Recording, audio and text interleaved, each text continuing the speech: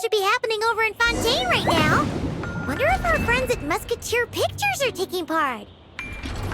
Let's head over and check it out. Maybe there's even something we can help with.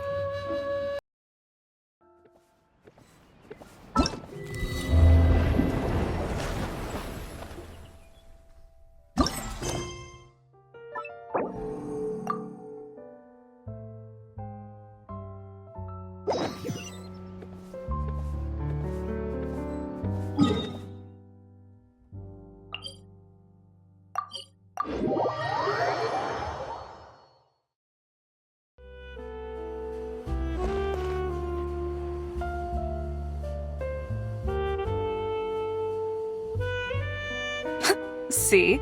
Told you they'd be here. Xavier! Oh, and Shiori and Farina too! Hydro Archon above! If it isn't my darling camera operator and clapper loader! A very happy Fontanalia festival to you as well! I'm guessing you came back to celebrate with us? Yep, and help out too! Even though the last festival had some unexpected hiccups, making the film was still super fun. Since you're all here together like this, you must be planning on entering the competition, right? Of course! A celebration of the entertainment industry. No one who's anyone would choose to sit this one out. It only happens once a year, after all. Fontaine Fashion Week might be more my speed, but the film festival brings in a lot of orders and boosts brand recognition, so I wasn't going to miss out either. A few new awards have been added this year, too. Best Director, Best Costume Design, oh, and Best Camera Operation. Ooh, sounds like we've got work to do. Come on, tell us! What's Musketeer Pictures film gonna be about? Oh, about that. What's wrong, Xavier? What's with that look? Oh, man. You weren't scammed by some shady investor again, were you? No. Even I'm not naive enough to fall for something like that again. Besides, thanks to the fine people here, Musketeer Pictures has more than enough funds to shoot without investors. And yet problems persist. Huh? What do you mean? Well, we were planning to replicate our past success and shoot a film based on a popular novel. But as we were holding auditions for the female lead earlier today, a striking young mademoiselle wandered in by accident. Her disposition was simply ethereal, the look in her eyes somewhat melancholic. Oh, I wish you could have been there. The awe I felt can scarcely be put to words. You had to be there, friend. No matter where she stood, it was as if her surroundings, even the air itself, turned into the perfect shot. Guess you found your lead actress, then? No, quite the opposite. My script is entirely unworthy of her. I fear it is. Nevertheless, I couldn't help but approach the mademoiselle to ask about her background and what brought her to Fontaine. What did she say? Sadly, she said her best friend was gone.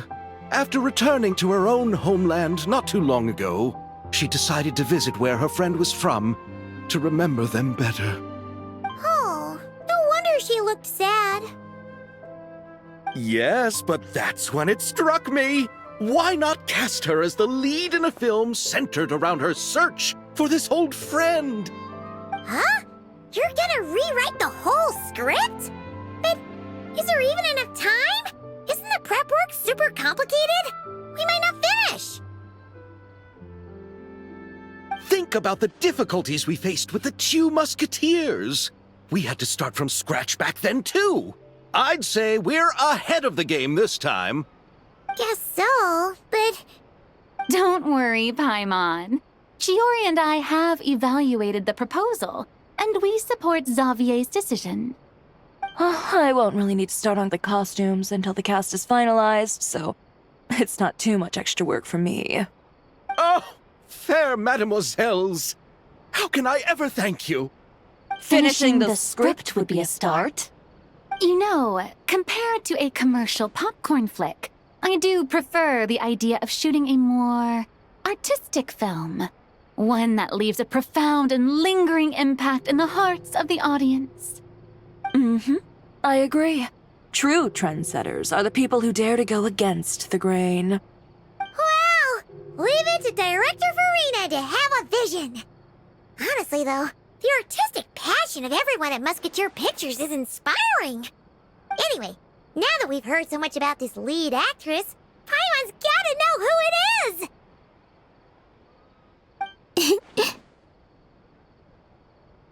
Ah! Columbina! What are you doing here? Hello. I was just walking past when I heard you talking about me, so I came over. Huh? You know Miss Columbina? Of course! Wait a second. Does this mean Columbina is the actress who inspired the whole rewrite? Yeah.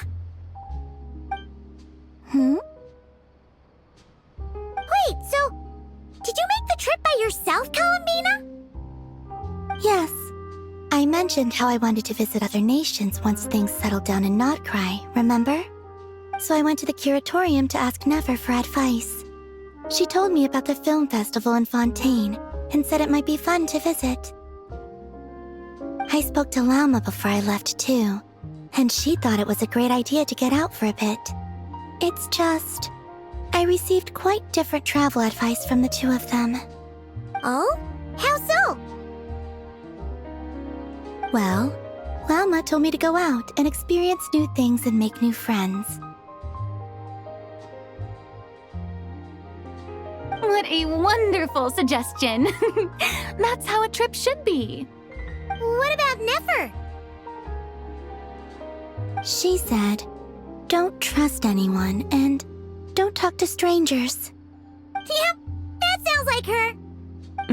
I can understand that too. It shows this Nefer cares about you a great deal, Miss Columbina. Yes, so I plan on combining their advice. All I need to do is turn strangers into friends, and then I can talk to them. Huh. That kinda makes sense, but also not. Hey, Chiori. Oh, look who's back. Happy Fontanalia Festival, you two. Oh, looks like we have a superstar in our midst. How about an autograph, Big Shot? Ha ha, very funny.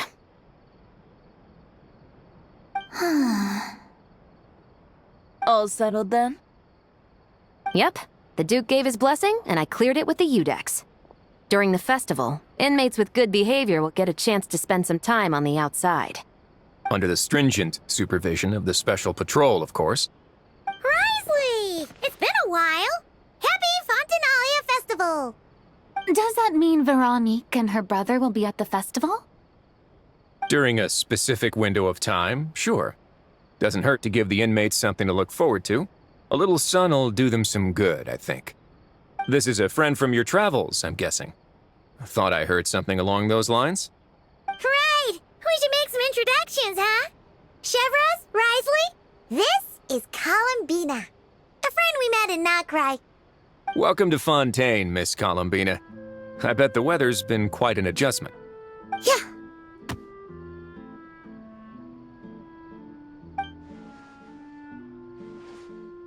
And not the good kind, I take it. No, I quite like it. It's a lot warmer than Notcry. Then what was the punch for? Oh, should I not have done that? The flowers that bloom here are so vibrant, and the people are so kind. I just wanted to become friends as fast as possible. Ah, so that was meant as a gesture of friendship. Is that right, Miss Columbina? Mm-hmm. Isn't that what friends do? Right. Might have been a bit premature in this instance, though. Your friend here is quite the character. Good thing we said something. You weren't serious. seriously gonna go around punching every single person in Fontaine, were you? No, just the ones I wanted to be friends with. That's not... what Paimon's trying to say is, maybe keep the punches to a minimum until after you're friends with someone. If you say so. You're quite the character, Miss Columbina. So, are we friends? Of course. Any friend of the Traveler is a friend of mine. Yeah. Oof.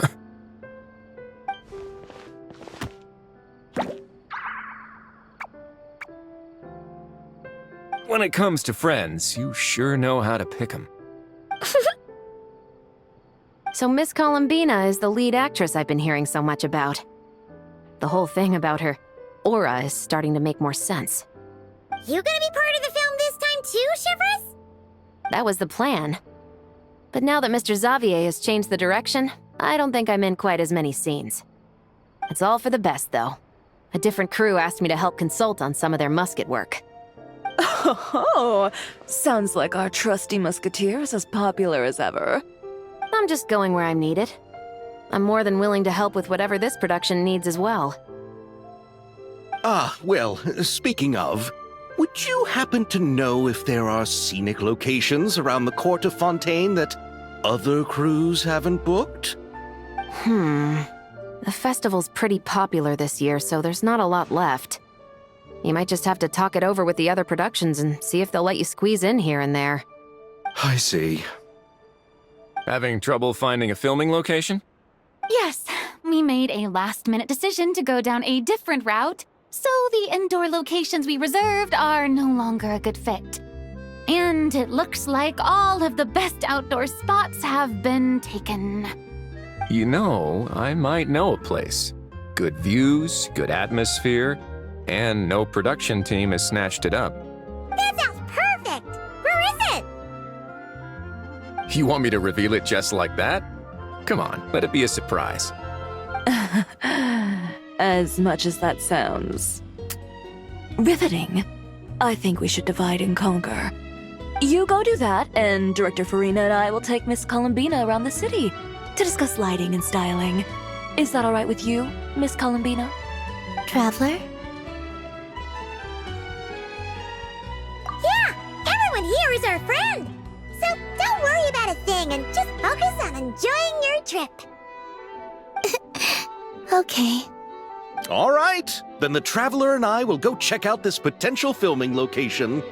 It might even give me some inspiration for the new script. I'll leave this to the Duke then. Until later, everyone. Maybe we'll run into each other on set. Okay then. Lead the way, Risley. Paimon's not built for suspense. Let's get this show on the road. Who said anything about roads? Huh?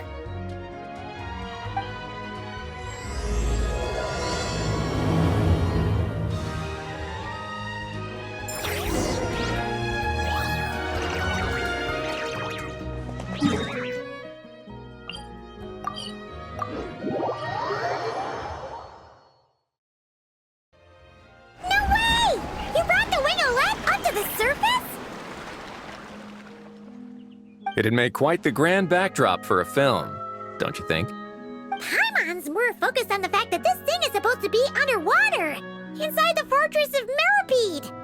True. And keeping up with the maintenance on a vessel this big is a lot of work. It takes a crazy amount of manpower just to keep it up and running. Oh, Paimon kind of thought it just sat there until you needed it. I wish it were that simple. The truth is, the maintenance costs on this thing are substantial, so we decided to rent it out during the festival to earn some extra mora. Besides, the inmates are the ones who keep it in good shape. Seeing the fruits of their labor put to use is a good form of social rehabilitation for them.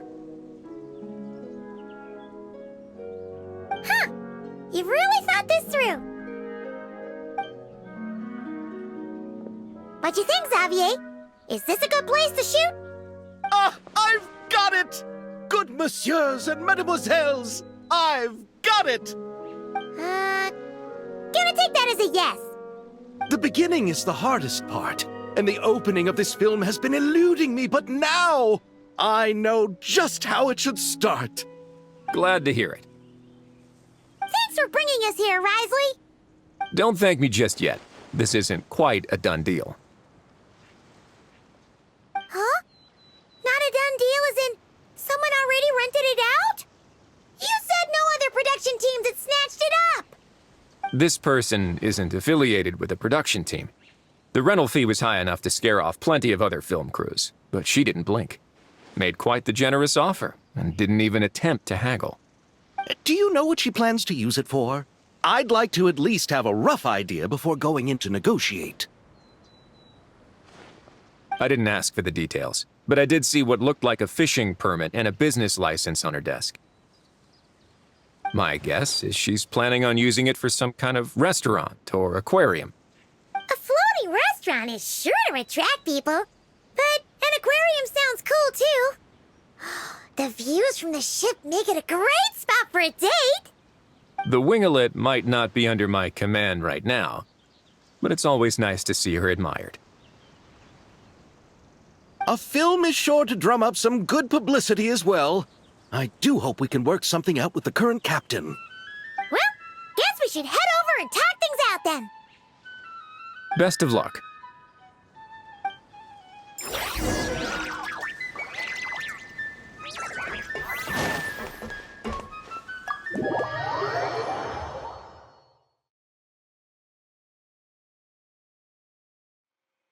Wow! The winglet seems even bigger up close. The rooms are so spacious. Wonder who rented it out. Hello? Anyone there? Perhaps the captain had business to attend to elsewhere. But why rent such a massive boat just to have it sit here without even leaving so much as a note? Let's try again. Anyone there? Hello? Seriously? Right now? What is it gonna take to get some decent sleep around here? Is a nap too much to ask for? Sorry, the aquarium's closed for the... Huh?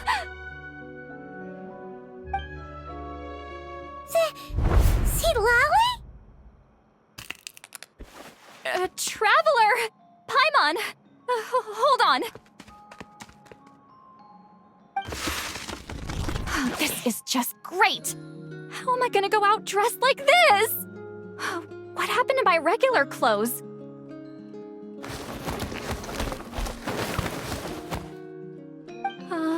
The wash! I put them in the wash after I drank too much and fell into the fountain. Oh, this can't be happening! Am I seriously gonna go out like this? Think we might have caught her at a bad time. See Lolly? I don't wanna hear it. Hear what? A single word about what I'm wearing. No comments, none.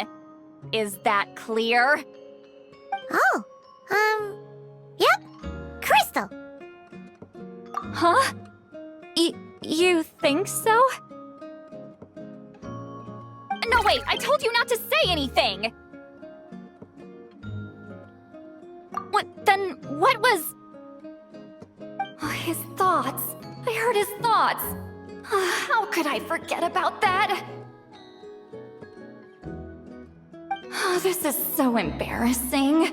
I seemed a little too pleased to get that compliment, didn't I? Wait, the mind reading went both ways. Does that mean the Traveler's hearing all this too? Oh, you clearly did! Huh? What did we do? Paimon's not following. Nothing. It's nothing. Let's just move on. Did you need something? You're not here alone, I see. Hello, I'm Xavier. a film director and producer from Fontaine. I meant to introduce myself sooner, I just didn't want to, interrupt. No wonder we ran into each other in Fontaine of all places. You must also be in town for the festival then. That's right! We're helping Xavier with his film. In fact, we were hoping to shoot some scenes on this boat. You're the one who rented it out, right, Seed Lolly? Me? Rent a boat? I wish I had that kind of spare cash floating around. Not to mention the spare time. Don't get the wrong idea, though. I'm not here to sail off into the sunset and live out some cushy retirement life, okay? I'm not that old. Then why you dress like... how did you end up staying aboard the Winglet? Well, I heard one of my favorite light novels was getting turned into a film, so I came to Fontaine to catch the premiere. Originally, I booked a room near the Opera Epiclese, but I'm quite particular about where I sleep these days. I think it's an age thing. And that bed? I just couldn't sleep in it. I tried to find a different hotel, but with the festival, everything was completely booked. Just as I was worried I'd have to sleep under a bridge or something, I happened to spot a help wanted sign on the side of the road. Oh, so you're here to take care of the boat? No, I was hired to man the front desk. The pay is a bit low, but food and drinks are covered. And it includes room and board during the festival. Plus, the job is simple. So I thought I'd give it a shot. Wow! They actually thought you'd be a good fit, huh? What? You don't think I'm cut out for it? All I have to do is tell people the aquarium isn't open yet. Other than that, I'm free to do whatever I want. It's a pretty sweet gig. That's all? Yeah, I was also kinda shocked. But it's not a lie. Head downstairs and see for yourselves. There's nothing but empty tanks. Not a marine animal in sight. Did your boss mention anything about being open to film crews using this space? Our production was hoping to film on the deck for a few scenes. No. That never came up. You could just ask her. Oh, she's around? What kind of person is she? We should know what we're heading into. She's nice enough, I suppose. Pretty reasonable, too. Even offered for me to move to a bigger cabin if I was too cramped. Back at the Masters of the Nightwind, I'm used to being the one giving orders. But working under her doesn't feel like being bossed around. She seems to respect what I think. Wow, she sounds like a great boss. She did tell me she'd rather not be disturbed, though. She's been working on an important project, so I'd keep it brief. Got it. Thanks for the heads up. All right, the captain's quarters are this way. I can take... Wait. But I'm wearing... whatever. I doubt she'll care. Just follow me.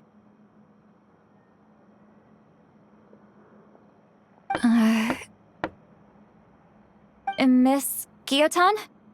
These visitors were hoping to ask you about something.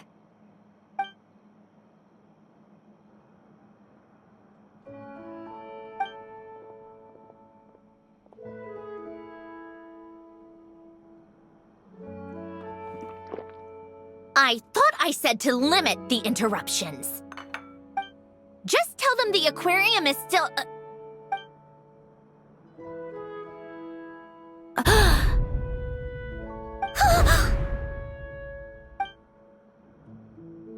Sandrone? You're here! Huh? You know each other? Are you okay, Sandrone? Do you still remember us? Everyone was so upset after what happened. We all missed you so much.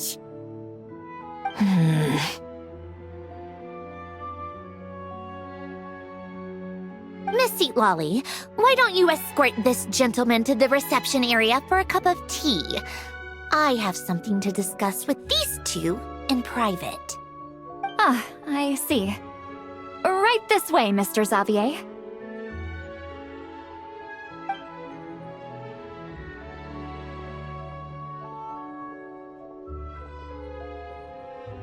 Centrone?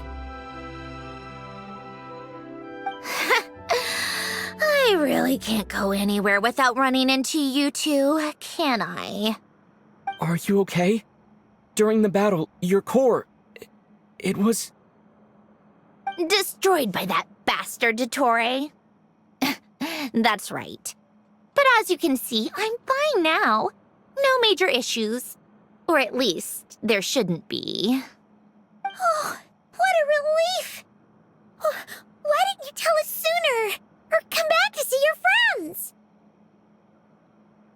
Now that I have the chance, I just want to say... Thank you for saving me. Huh? Don't get the wrong idea. I only saved you so we could complete that formula and defeat Dottore once and for all. Even if he did crawl back from the grave to make us all miserable again. That doesn't matter. You're still a hero. All right. But it wasn't just me. All I did was lend my brilliant mind to the cause and take care of one part of the plan. Although, I'm not denying it would have fallen apart without me. You got that right. You're amazing. But how did you go from From a lifeless pile of scrap to looking like this? Well, my mom was trying to put it a bit more gently, but yeah. Where do I even start?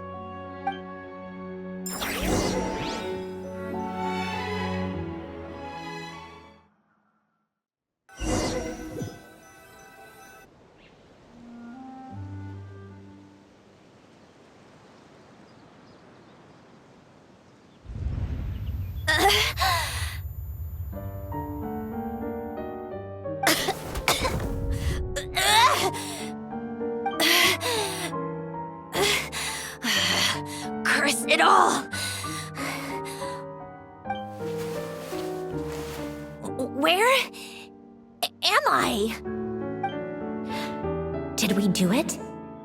How much time has passed? I'm not in one of that lunatic's experimental labs, am I? Wait, Fontanian decor. Books from the Research Institute. Phew. One thing at a time. Initiate self-diagnostics. Assess the extent of the damage. Cut power to compromised, non-essential components. Then reconstruct available action modules. Severe damage to the core. Dottore, you bastard. Polonia?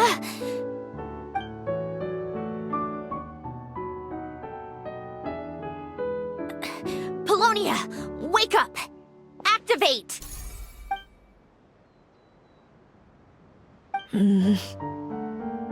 You're in even worse shape than me. Internal gears and energy circuits are barely intact. Extreme damage to the core, just like me. Rebooting is off the table. Even if I could repair the damage, I don't know if... You used up all your critical energy in those final moments, didn't you? To protect the core of that guy in the hat, and the numerological array. Wait, the array. Yes! The prototype is still here. But can I even run it in this state? Whatever. I have to try. I just need to confirm one thing. Activate the numerological array. Connect the computing core to my body. Just like I thought. It needs too much computing power.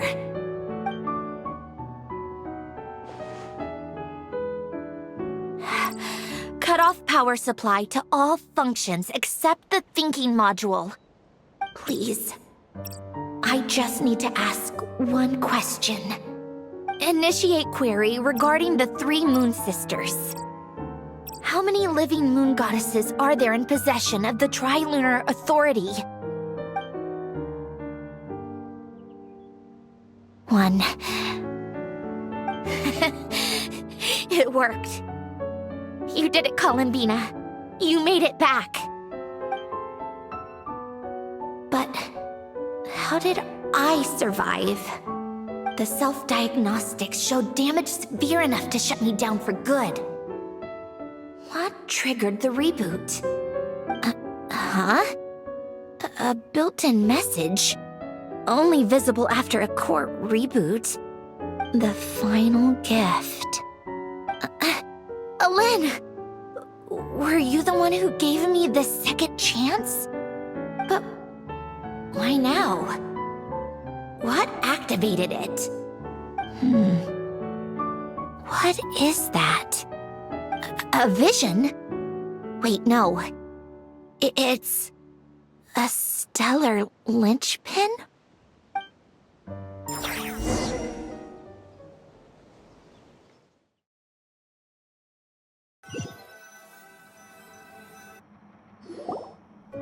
A stellar linchpin?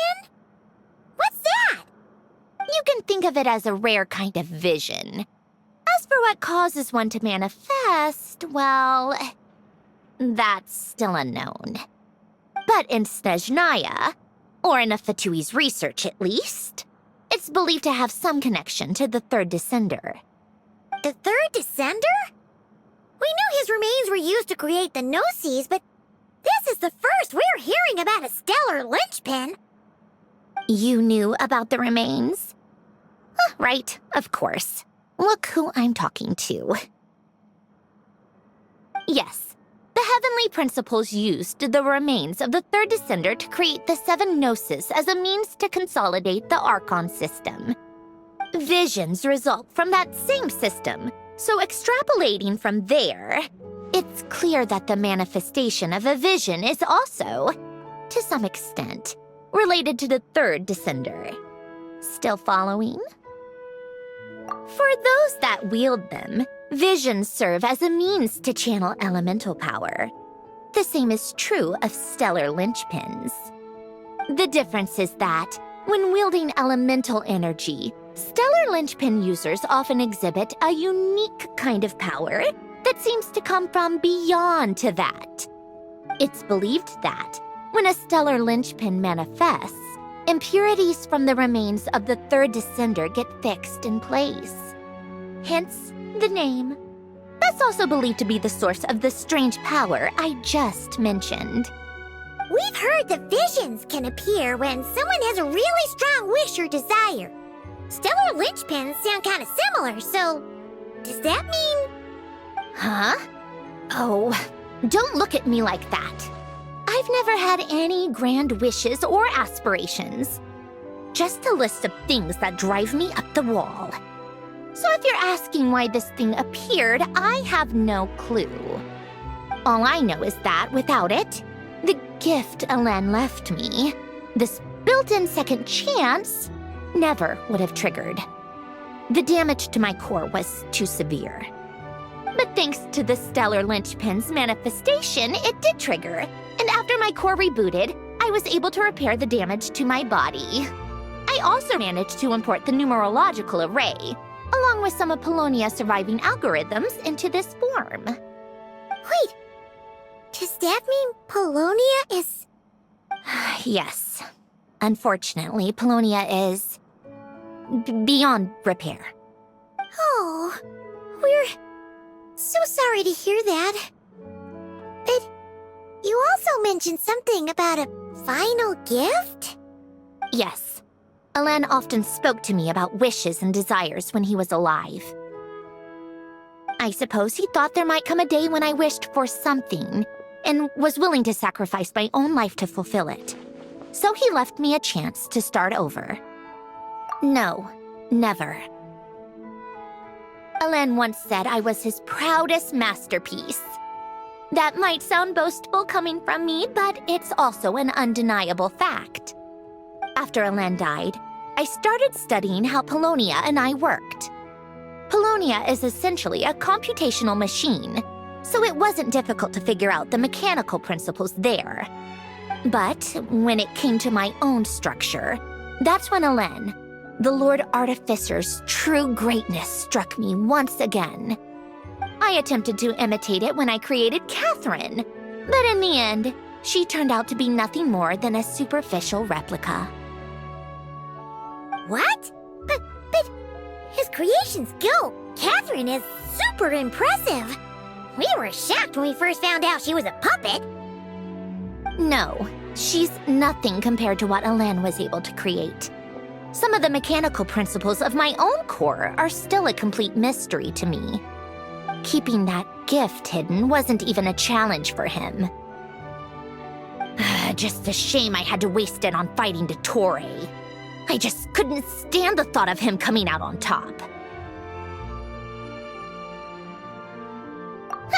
If you put it that way, the world owes me a whole lot then, doesn't it? Wait, but all this still doesn't explain what you're doing here.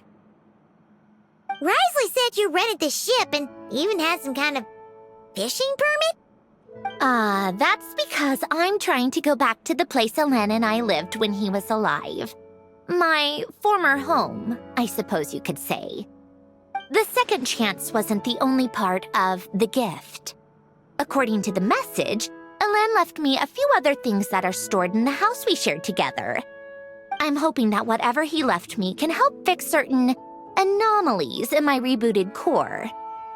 And help me understand why I received a stellar linchpin in the first place. Okay, so go back then. What does that have to do with fishing? And to think I'm talking to the saviors of Fontaine. Did you forget that the water levels have been rising for centuries? I can't just go back to the place I used to live because now it's underwater. Oh, right. With the rising water levels and changes in terrain, it's not just a matter of finding where it is, but also clearing away any sediment or debris. But Fontaine law prohibits unauthorized individuals and organizations from excavating underwater ruins. A Melazine caught me the minute I even made an attempt.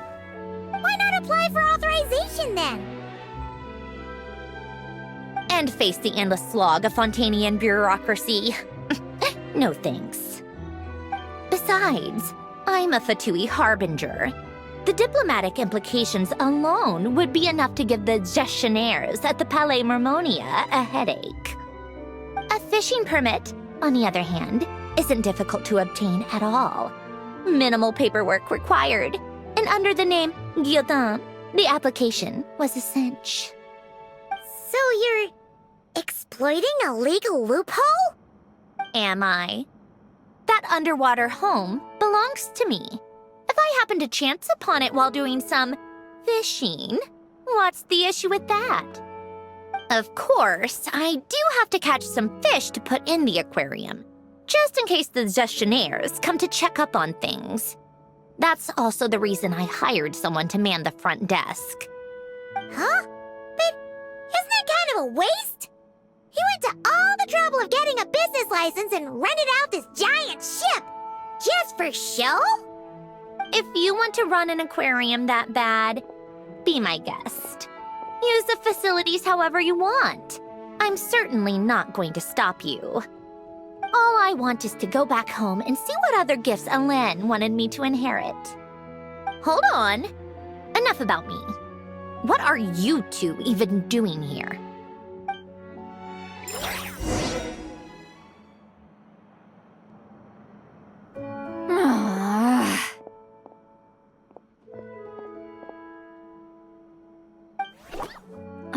Seriously?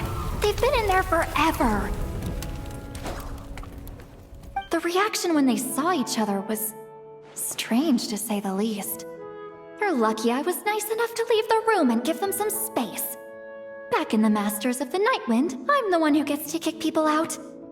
I just just want to know what they're talking about. Should I cast a little eavesdropping spell? Oh no, what am I thinking? I'm Granny Eastley, the great shaman of the Masters of the Nightwind. I can't do something like that. This is just ridiculous. Making me wait out here for so long? Where's their respect for their elders? Oh, here they are. Were you back there arguing or something? What took you so long? The two of you are already acquainted with Miss Guillotin, then? Oh, yep. But don't worry, we got everything sorted. Sandrone agreed to let us shoot on the ship, but it has to be when she's not here. When she's not here? That's right. You'll excuse me if I didn't exactly ask for this little reunion. I wasn't planning on seeing anyone. Like I said, my core is severely damaged. Even with the gift, there are anomalies that are making things unstable. I don't even know if I can continue to function without issues. So the priority is to fix these anomalies and get answers to my own questions. Then, I can see the people that need seeing. Anyway, just let Sandrone know when you plan to film Xavier, and she'll, steer clear. I do hope I'm not causing Miss Guillotin too much trouble. No! She just wants to keep a low profile for her own, complicated reasons. She doesn't want anyone else to know she's here. Understood. I'll be sure to keep that in mind. Oh, and see Lale? Huh?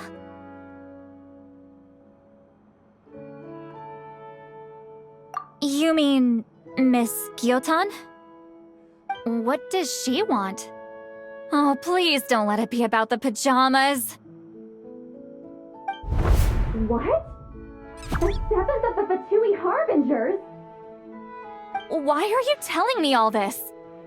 I asked the Traveler about you, and I've decided it's best to be open in this instance. I can understand if you would rather not work for a Harbinger. Regardless, the room on the ship is yours to keep. You're an acquaintance of the Traveler, and I plan to honor that. Wait, she's actually nice? It's not a problem. The captain also worked for the Fatui, and he helped Natlan a great deal. We know that there are good people among your ranks. Besides, I've been around long enough to know what it means to earn one's keep. This isn't Natlan, and I don't expect special treatment. Besides, sitting at a desk isn't exactly backbreaking work. I appreciate that perspective, great shaman. Seat Lolly. Just call me Seat Lolly. That title makes me sound so... old. Well, Seat Lolly, the Traveler and I are looking for something, so we'll be heading underwater together soon. I'll leave the ship in your care while we're gone. Together? How often? Not too often. We're heading out in a bit, but I'll be available if you need something. You couldn't, go alone? I wanted to, but he was concerned about my physical well-being. So he offered to come with. Guess my mental well-being means nothing then. Huh?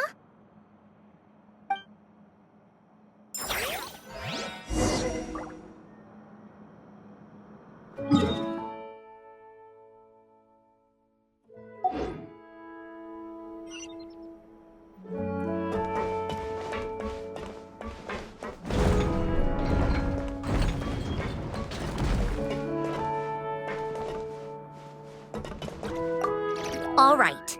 Our first stop is the Beryl region. After Alain left the Fontaine Research Institute, he lived in seclusion somewhere around there.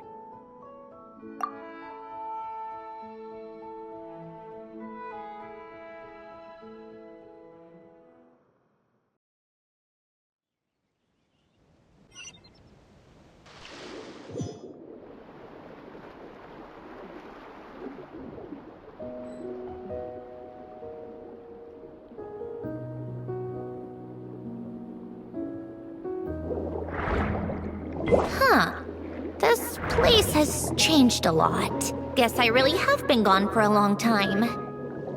Let's look around and see what we can learn. Oh, and don't forget to catch a few to take back. We need to keep up appearances, remember?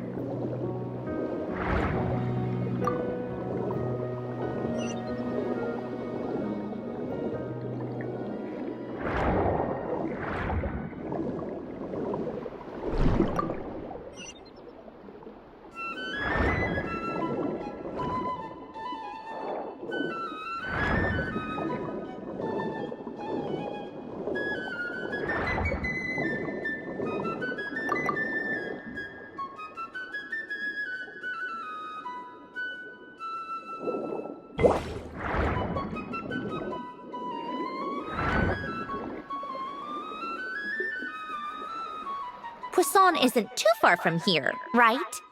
It's all a bit nostalgic, I guess. Back when I lived here, all this was still above water.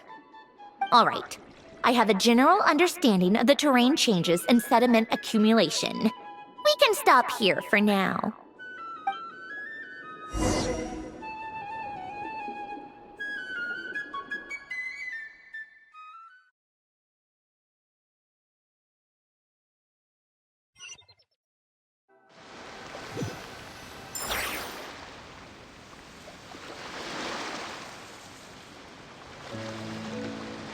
That went smoother than expected.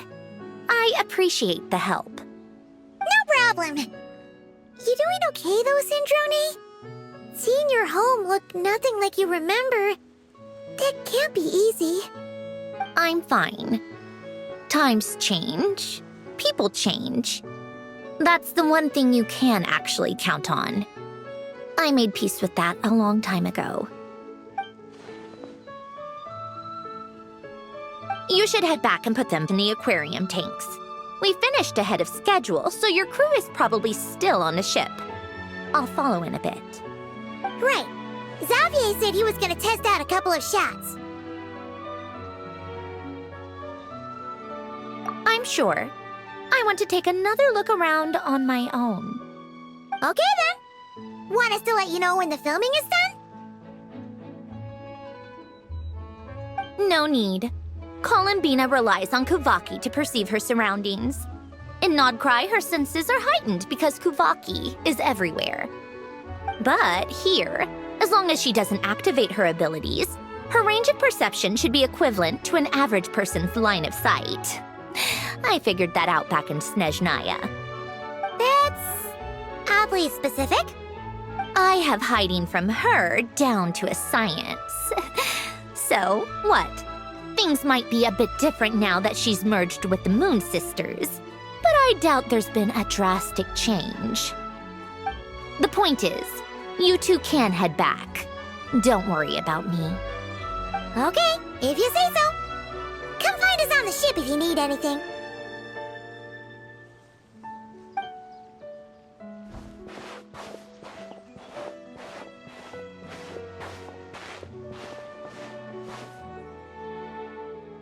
What did you leave for me, Ellen? Did you know I would come back? Or did you make it so I would have to?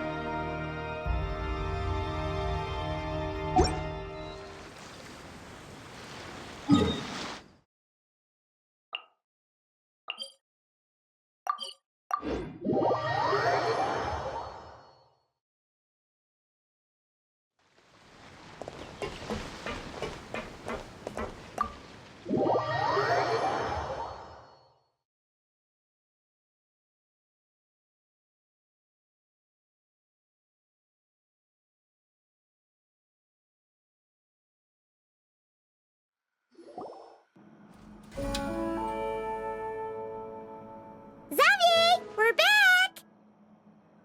Shh! Quiet on set! They're filming over there.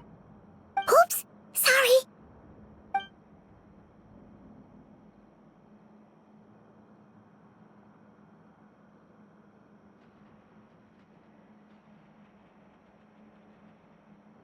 What's your take, Detective? Bullet wound to the chest, gunpowder residue on the clothes. The victim must have been shot at close range. You think it was someone they knew? Yes. It's possible the suspect arranged for them to meet at this very spot. A reasonable deduction. But you're overlooking a crucial clue. What? The victim's pocket watch is missing. And cut! I think we got it! Good work, everyone! Phew, finally.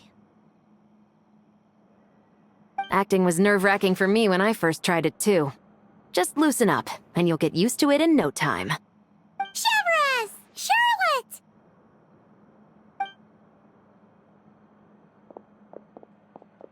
Oh, hello there, you two. You're filming here too? Oh, so Charlotte's crew must have been the one that asked you to help out, huh, Severus? Yep. They heard about a potential filming location and wanted to come check it out. But when we got here, your crew had already beaten us to it. Luckily, Xavier and our director, Lapine Pauline, go way back. In the end, we agreed to just share each other's filming locations. Considering all the last-minute changes, that's just what Musketeer Pictures needed. For sure!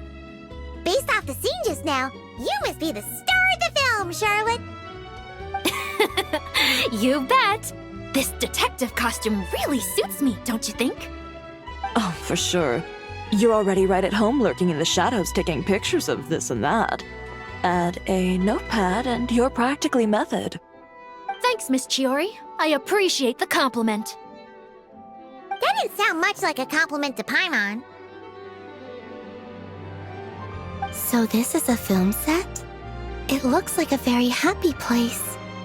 This must all be quite new to you, Miss Columbina. Yes. I watched a few films with a friend once, but she thought there was no point if I wouldn't open my eyes.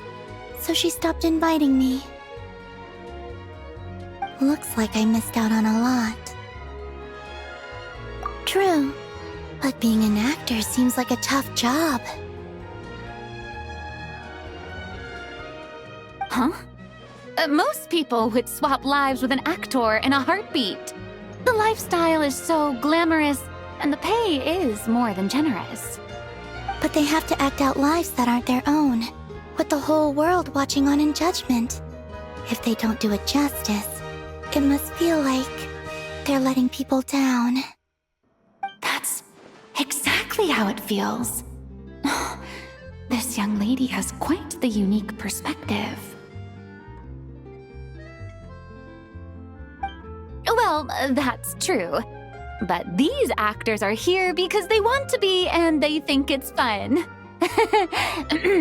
Most of them, at least. Not to mention, the film we're shooting is based entirely on you, Miss Columbina. You just need to be true to yourself. I don't have to pretend to be someone I'm not? Not at all. Authenticity is what we're after. For example, this first scene opens with you on the boat, sailing to your friend's homeland. You just need to think about that moment in the story and picture how you would feel. Oh, okay. We're all here? Wonderful! Let's head to the deck and get shooting. Oh, and this is for you, dear Paimon. Your clapperboard. Whoa! Is this the same one Paimon used for the Two Musketeers? The very same. I saved it just for you. Thanks, Xavier! Feels like being reunited with an old friend. Of course! That said, I have a different job in mind for you this time, Traveler. Our film is focusing on a single protagonist, so conveying the subtle changes in her state of mind is of the utmost importance. In addition to the actor's own performance, another way we can convey that is through lighting. Huh? But there's already a lighting specialist, isn't there? Yes, but it's clear the Traveler and Miss Columbina share a deep bond. you might have a better chance of understanding her frame of mind in certain scenes. Oh, that makes sense. So, what do you say? Willing to take on the role of lighting specialist?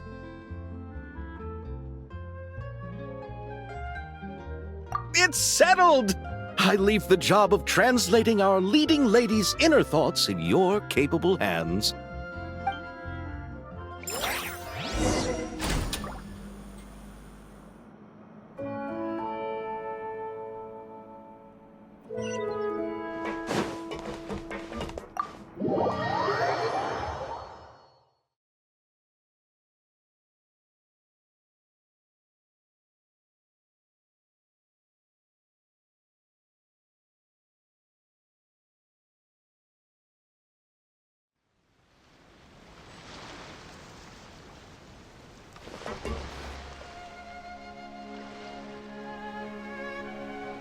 All right, without any further ado, it's time for production on our film, A Homecoming, to officially begin!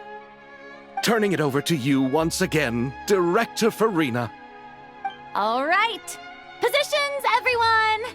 Camera operator, clapper loader, get set up. Let me know when lighting is good to go.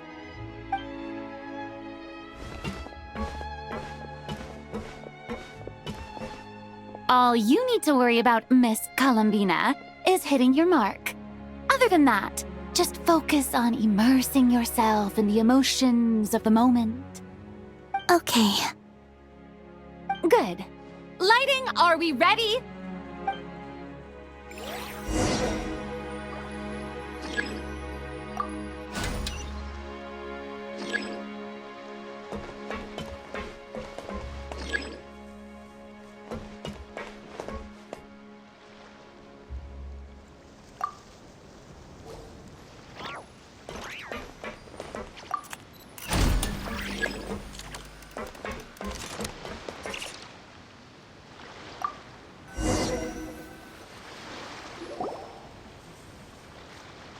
Ready. All right, quiet on set. 3, 2, 1, action! This is her homeland. Columbina. Cut! The emotions I'm looking for were definitely there. Let's just try to keep it a bit more natural. Oh, but definitely keep that gesture at the end. I loved how real it felt. You looked genuinely moved. All right, if you're ready, let's go for another take. Miss Columbina? That presence. It kind of felt like... Sandrone?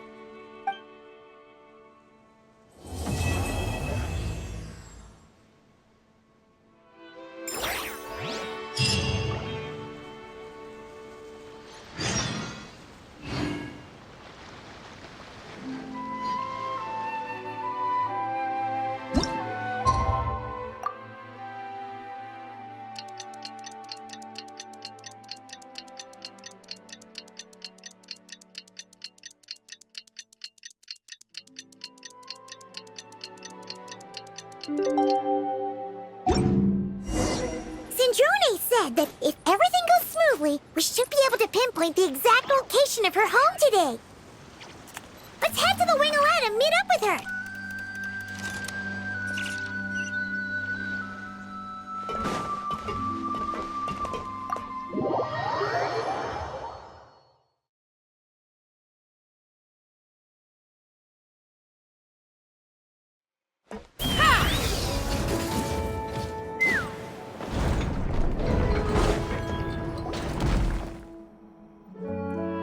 Ah, you're here. We should get going then. Xavier and the others should be filming soon. How's it going? Have you managed to figure out the location of your home yet? I've narrowed down a few potential locations. We just need to take a sample from each one. Once the equipment analyzes them, we should know the exact location and where to find the entrance. Great! We should get started then.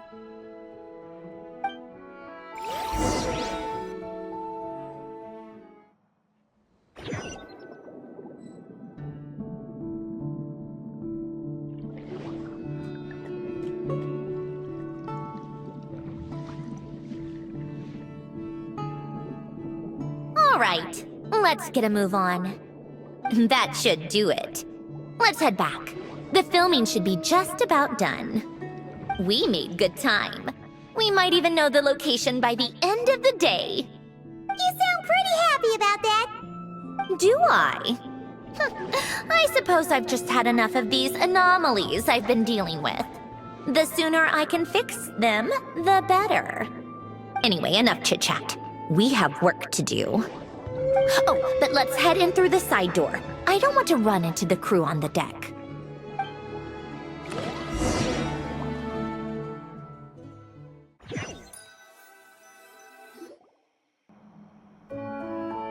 All right, now we just need to wait for the results. Since we have some time to kill, I suppose I might as well see how this aquarium of yours is coming along. You seemed quite enthusiastic about it, after all. It's really coming together.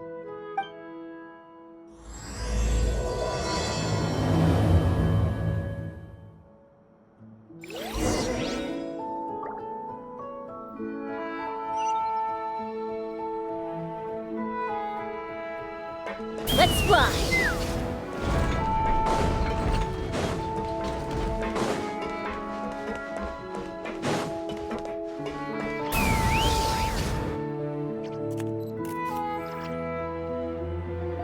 Oh, kind of impressive, actually. These must be the ones we caught the first time we went underwater. Like it? It's fine, I guess.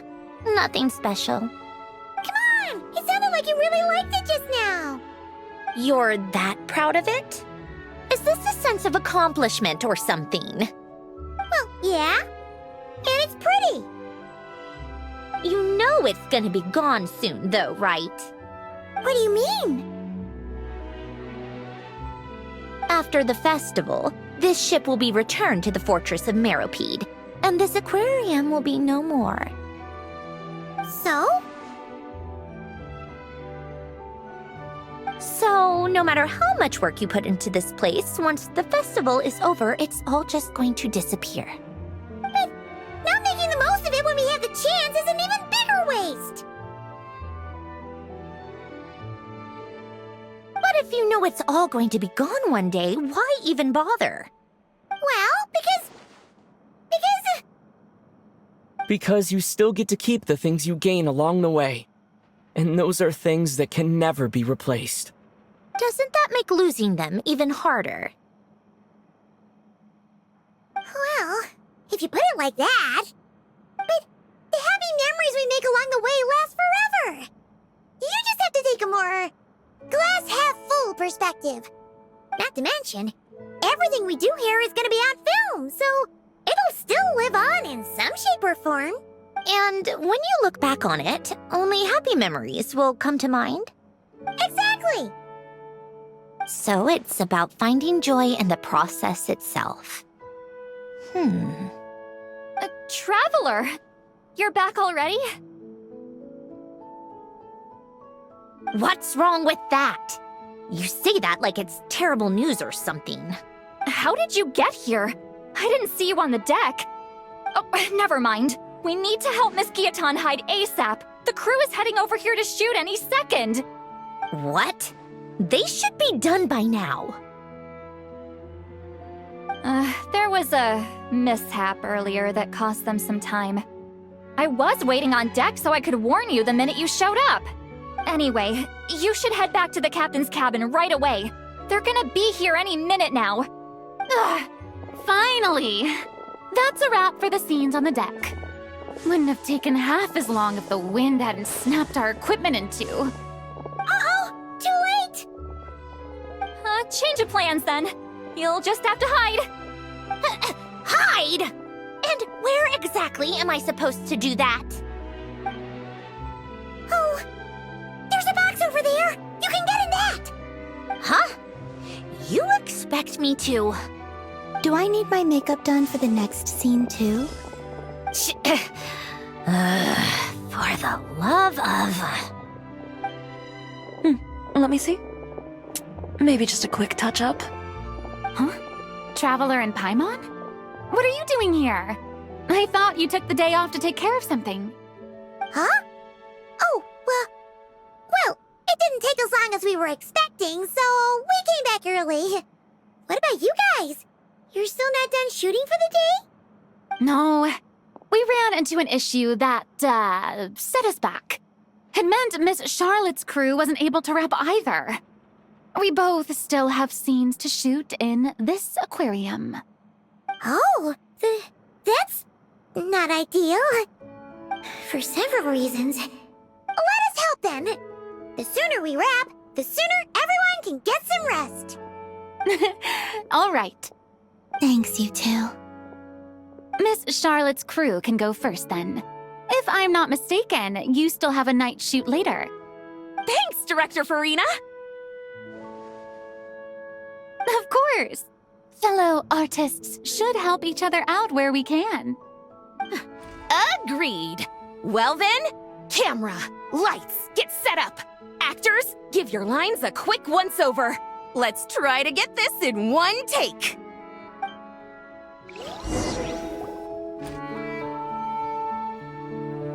All right, places, everyone! And 3, 2, 1, action! So, the story ends like this. But when Duke Saint Germanus departed, he clearly said that everything was beyond redemption. Huh? That sounds familiar. Wait, it's from that novel I came across while researching the numerological array. He's only a genius when it comes to mechanics, and everything else, he's just an ordinary person. Huh? What was that noise? Whatever, I'll just fix it in post. Miss Jacoba, please don't speak as if I were the accomplice. Not so hard. This box isn't sturdy enough for that. This is why I keep saying, don't put too much trust in Clockwork Mecha. Unlike humans, machines don't have a heart. A heart? That's right. It's what's on the inside. It's also referred to as someone's soul, or likened to free will. You can think of it as a person's core, what makes them unique. In general, though, people don't believe machines are capable of having a soul. You said my emotion module was faultless. It is, but that's not quite the same thing. Do you think I have one then? A heart? I don't think so. I know so. The question is, do you recognize it within yourself? That's where you're wrong. I can't believe this. Forcing me to hide in a box and listen to this drivel. Me. In the end, clocks tick through tranquil years. Fish swim in crystalline springs. No matter how grand a dream is, it will fade away like this. Forlorn, wordless, silent. And cut. That was a long one. What did you think? If she makes them do another take, I'm going to flip the lid. And not just the one to this box. Well, there were some weird audio things going on, but acting-wise, it was great. It's a keeper. Perfect. That means I can get out of this box. It's our turn. Camera operator, set up for the next scene.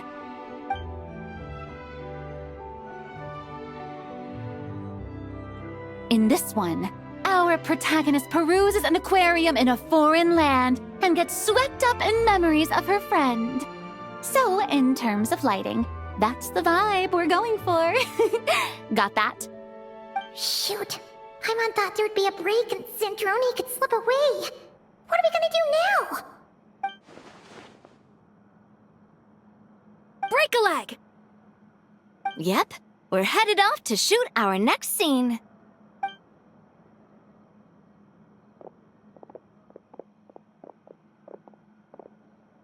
All right, quiet on set! We're about to start rolling. Ready, Miss Columbina? Miss Columbina? I think she would like this. Quick, we should roll on this. It doesn't forage with the others or prey upon its smaller kin. Instead, it remains where it is, cradled in the coral's quiet beauty, as though the raging cyclones above are of no consequence. And yet, she still stood before the cyclone in the end. So I think that story has it wrong. She is no different than us. She has a heart. Columbina.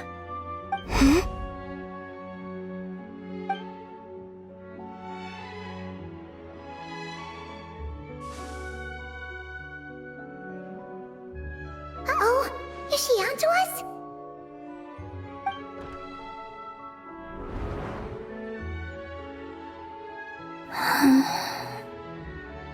What is she doing? Cut! You okay, Columbina?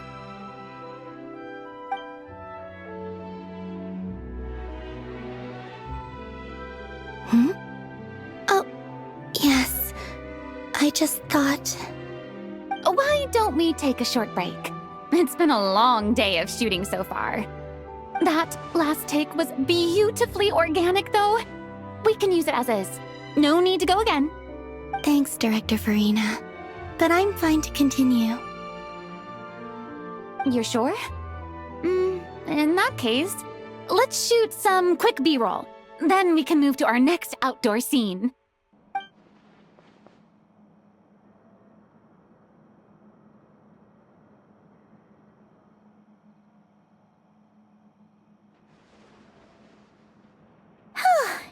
We're in the clear this time.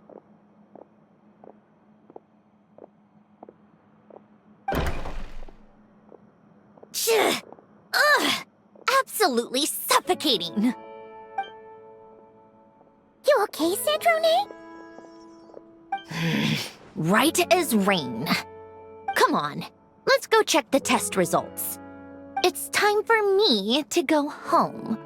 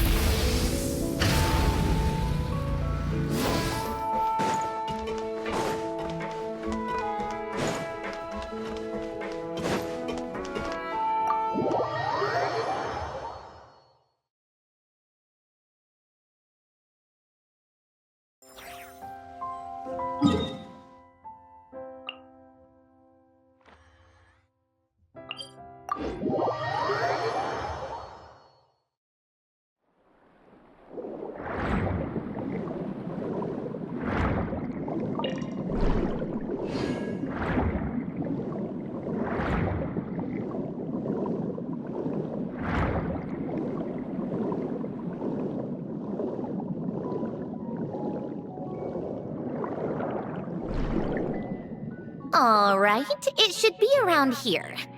Give me some space. I'll activate the water insulating mechanism.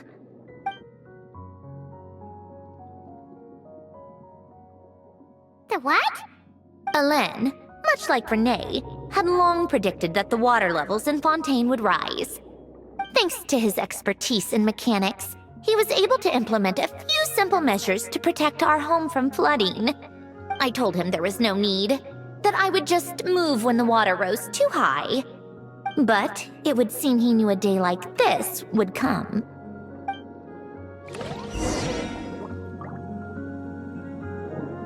All right, the silt has been cleared away.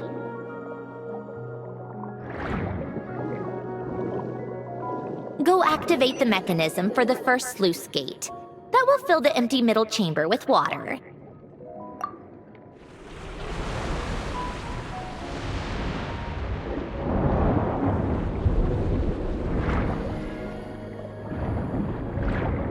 All right, now turn on the drainage mechanism in front of the second sluice gate, and this chamber will become empty once again.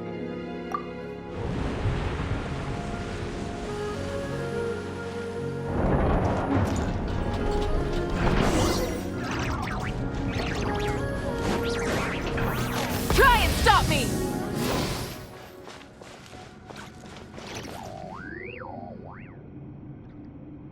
So, this is where you used to live? It's beautiful!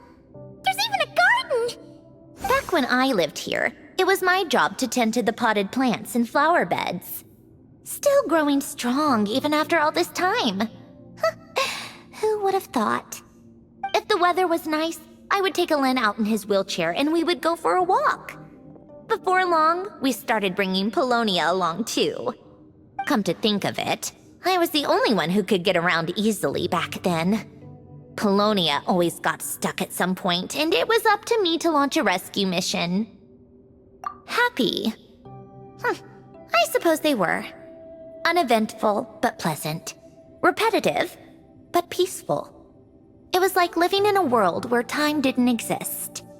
Of course, that was all just an illusion.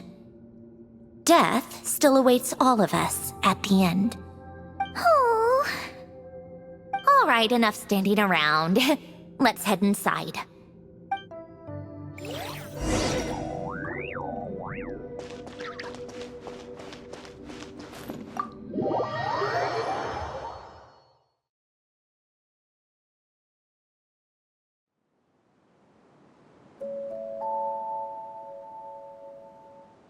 Yep, this place is exactly how I left it. Nothing has changed. What is it? Huh? How did you get... Oh, Arlecchino gave it to you, didn't she? And you... read the whole thing. Just so you know, a lot of that was written a long time ago. At that very desk, to be exact. Anyway, since you've already read it, you should just hold on to it. I can always start a new one. Well, feel free to look around. I'm going to start looking for the gift Alen mentioned. Oh, but be careful with the stuff around here. I'm not saying you can't touch anything. Just try not to choke on the dust.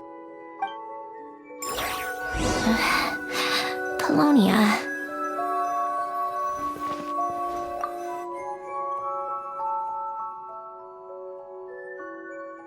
Oh, I played with these when I was little. During the first few months after I was created, I mean. At first, Alen and I would play together, but it didn't take long for me to become unbeatable. So, Polonia and I played together instead. Yeah, these don't look like Paimon's kind of games. Logic and math puzzles? Those happen to be my specialty. It's been so long. What do you say? Should we play a few rounds? Let's go with this one. The gears on the left are stacked from largest to smallest. The goal is to move them to the other side in the fewest number of moves. Just remember, you can't stack a bigger gear on top of a smaller one.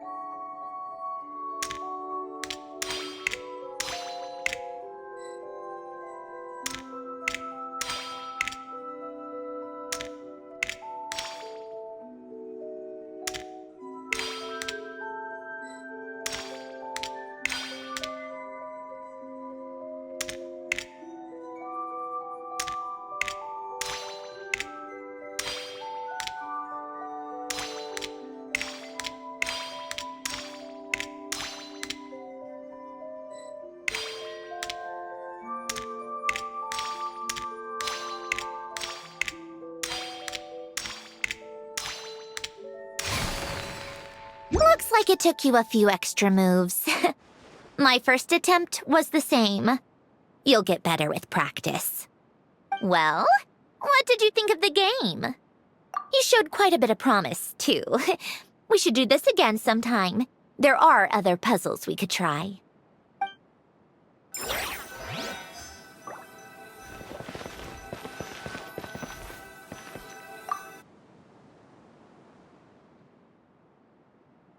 Oh, these are some of Alen's drafts from his later years. Just casual doodles, really. And these are just some unimportant letters. I couldn't be bothered to sort through them before I left.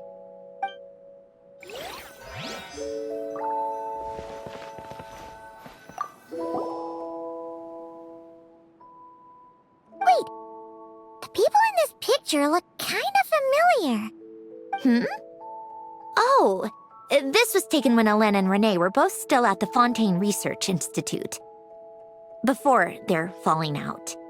In his later years, Alen would often sit by the fireplace and stare at this picture, wearing an expression somewhere between guilt and longing.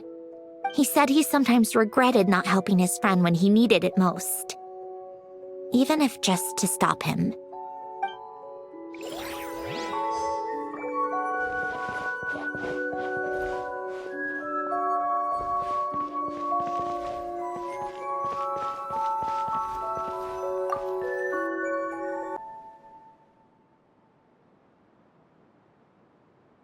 This was Alen's workbench.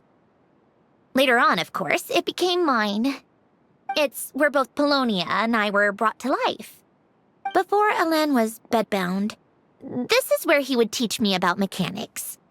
I would sit and listen, chiming in with questions here and there. Later on, when he got too sick, I took over and would work on Polonia here.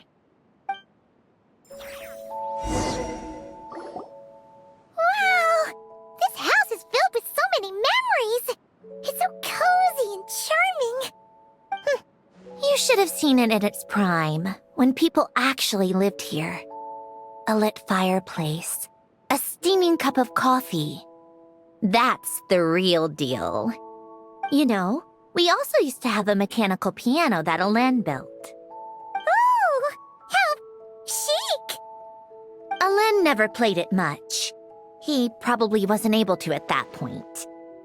But I managed to teach myself. Music theory is essentially math, after all. Once you learn the patterns, it's not really that difficult. I loved perusing Alen's collection of classical music. The chords and harmonies felt like individual mathematical puzzles. It was fascinating. So I did some composing as well. But as Alen continued to deteriorate, even the sound of music began to grate on his nerves. So I got rid of the piano. Aww. Back then, I assumed a piano was like an ordinary clothing rack, commonplace in every home and easily replaceable. It was only after I left that I realized how hard a good piano is to find. Enough about that. Alen's gift should be just in here. The only things undisturbed before I left were a few of his personal belongings.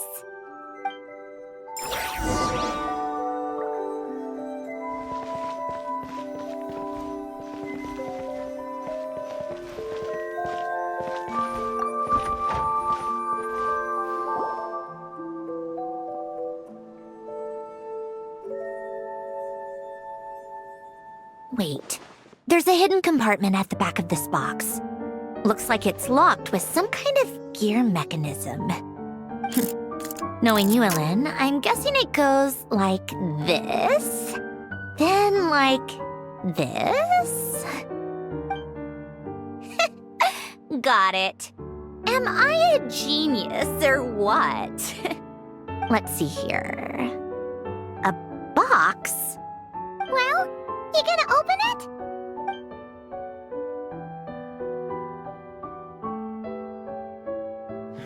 It's heavier than I was expecting. Just how much stuff is in here?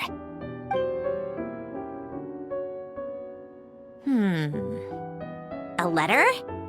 And a bunch of junk underneath it. None of it seems that important.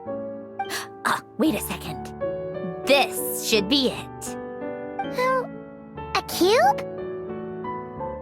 It's a multidimensional algorithmic core.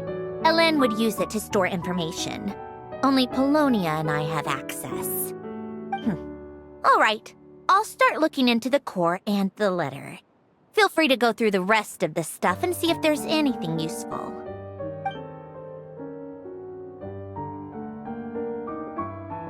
Okay.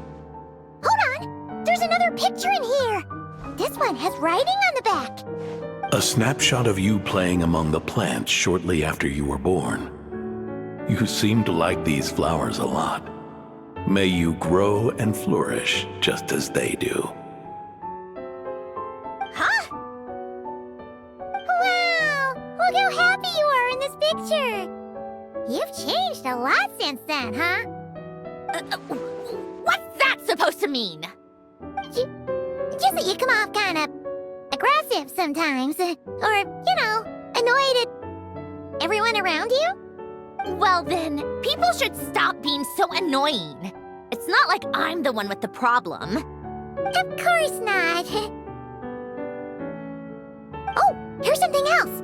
Looks like a piece of paper torn out from somewhere. Today, I solved another math puzzle and made a breakthrough on a construction problem the Institute has been stuck on for years. Am I a genius or what? No, wait, that's From now on, I should have people address me as Her Highness the Clockwork Princess, unraveler of all reason. Nope. No more of that. I thought I tore this page out. You wrote this? Then how did it get... Wait, there's more writing at the bottom. You seem to have developed a distaste for this particular entry, considering I found it in the trash. I'm sorry, but I could not help but hold on to it. Forgive me. Helen! Don't be embarrassed. Everyone goes through a phase like that. Nonsense. I wasn't even the one who wrote that. It must have been Polonia. That's enough. I told you it was Polonia. You know what? We're done with this. No more rifling around in the box. Just put it down and let me read the letter.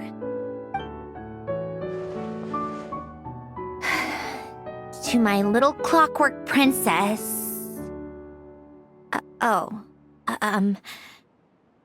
Not another word. Got that? If you're reading this, You've most likely received the gift I left for you. I just hope you didn't stumble across all this while cleaning out my effects or something trivial like that. I once asked if there was something you wished for. Do you remember that? I wonder if time has changed your answer. Regardless, I have another gift.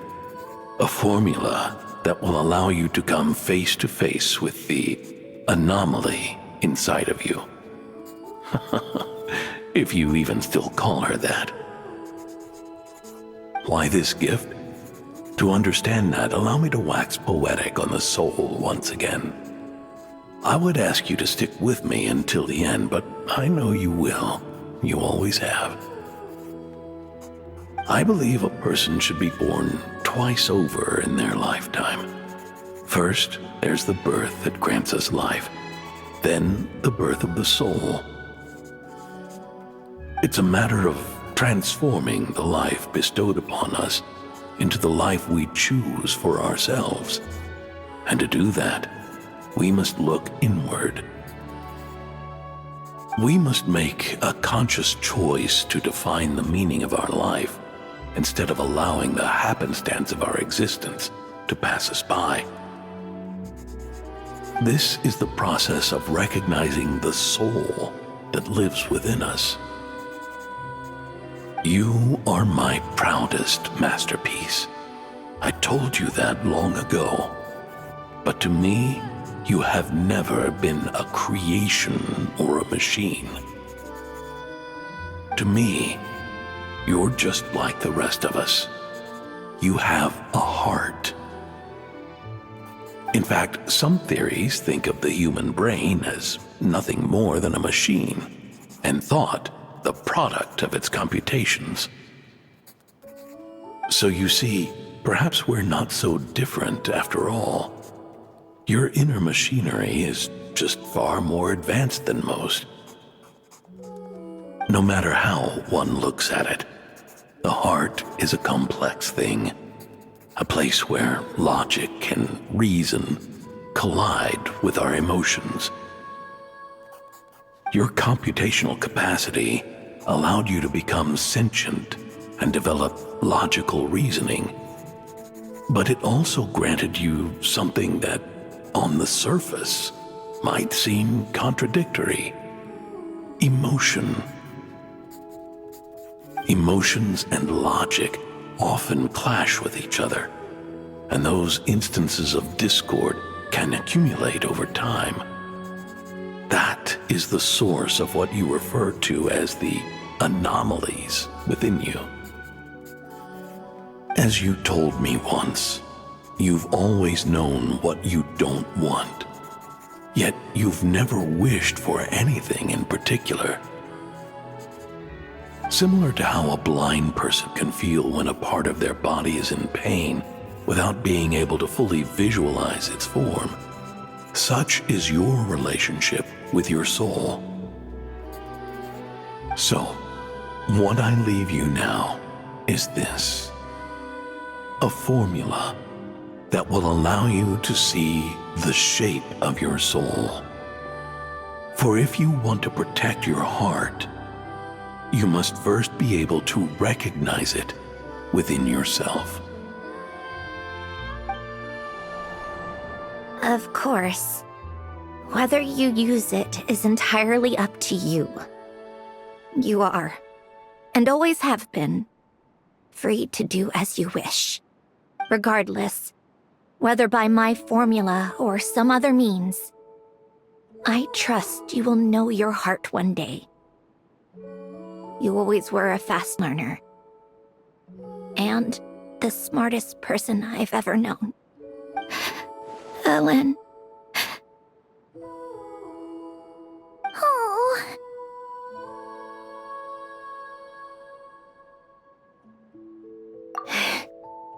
I'm fine.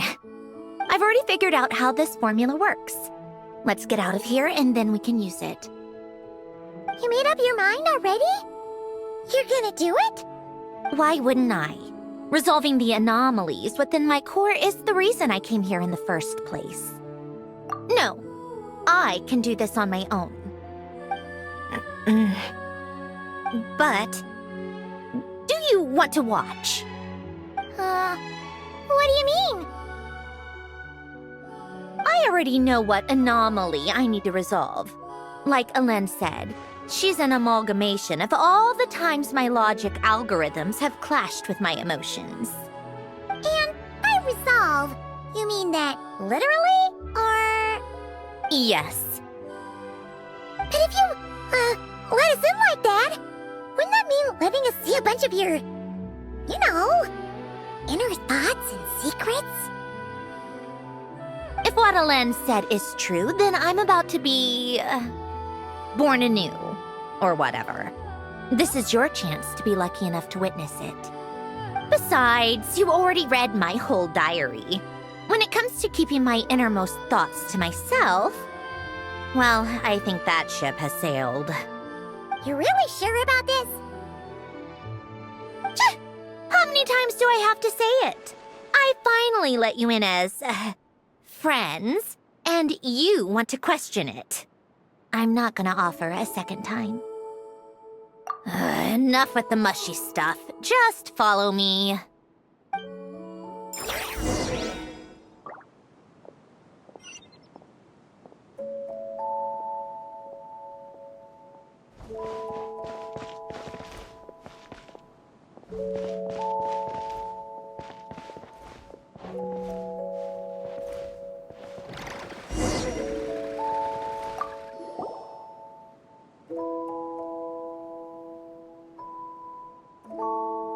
right. With the numerological array, I can construct a simple formula that will allow you to experience what I see and hear in real time. Oh, just like St. Lolly's sense-sharing technique. Been there, done that.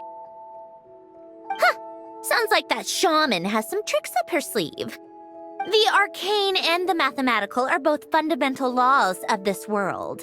Being able to achieve a similar result through both isn't surprising. Anyway, let's get this show on the road. But no comments from the peanut gallery, okay? I know I offered, but I still don't want any interruptions.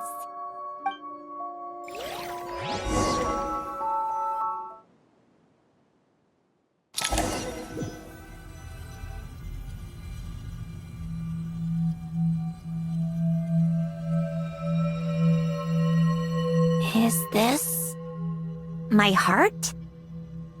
No, it's probably just the result of a lens formula. A space dedicated to resolving anomalies. But it looks like the walls are all... mirrors? You made it. About time. Is that me?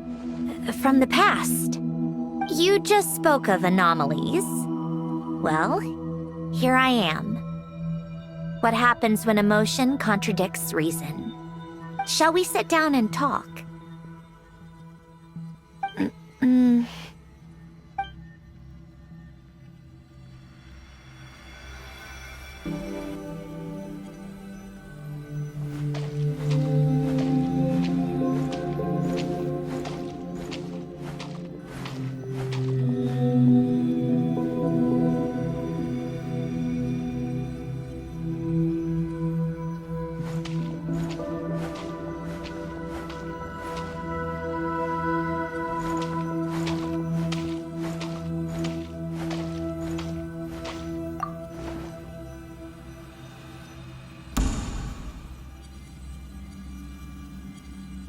That should do it.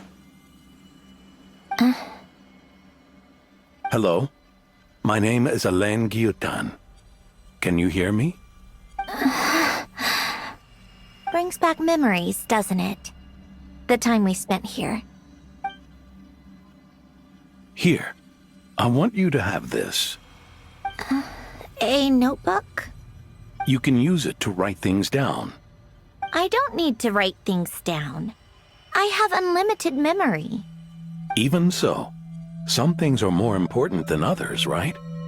You can use it to write about the things that matter. So you wish me to carry out a basic priority sorting operation? I suppose you can think of it like that for now. But journaling is also an act of finding oneself. Much like we use wooden stakes to guide a plant to grow in a certain manner, what we choose to write down gives the soul much-needed direction. In the act of choosing what to forget and what to hold on to, we decide what kind of person we want to become. I don't understand. Like I said earlier, I don't need something like this. This is where we were born, where our life began.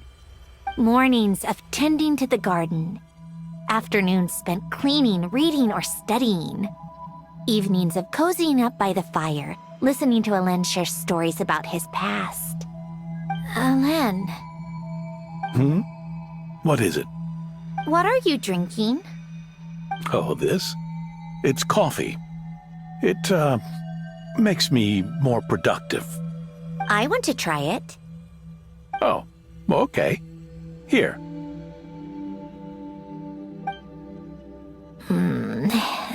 Bitter. Speaking of, why did you design me with senses? Taste, smell, touch. Well, I'm not quite sure. It just felt like the right thing to do. I suppose I hoped you might have a life of your own one day, and that you deserve to experience all life has to offer. Oh. Still bitter. But the smell is nice. I thought those peaceful days would go on forever. You know that's not possible. Maybe. But how was I supposed to know the end was just around the corner? That was just bad luck. Was it? Well, it certainly became a pattern, now didn't it?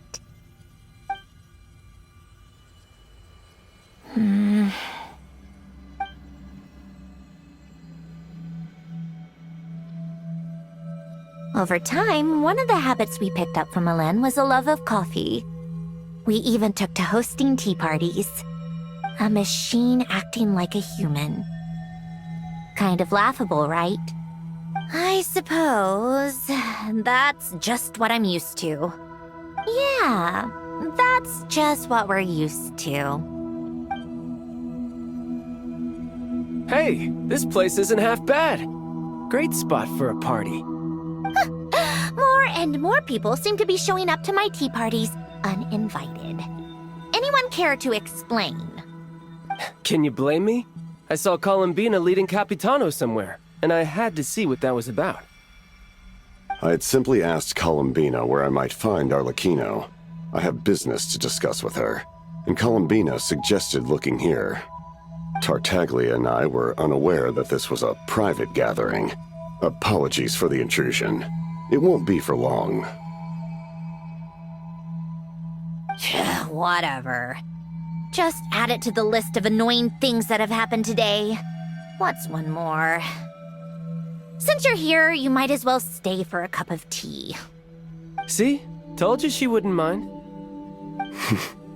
Much obliged, Sandrone. Well, look who we have here. Good thing I brought extra desserts. This has turned into quite the occasion. Capitano, I was just about to go find you. Pardon the intrusion. Rest assured, I won't sully your gathering with talk of work. We can have our discussion later. Spoken like a true gentleman. A certain unmannered 11th seat could learn a thing or two. You know, you really should start being nicer to me, Rosaline. Or I might just snatch that 8th seat right out from under you. I'd like to see you try. If you're gonna fight, take it outside. The only mess I plan on cleaning up is tea-related. I still don't understand how our quiet afternoon turned into such a crowded gathering. One by one, people just kept barging in. And then, one by one, they left without a word. Yeah, pretty annoying, huh?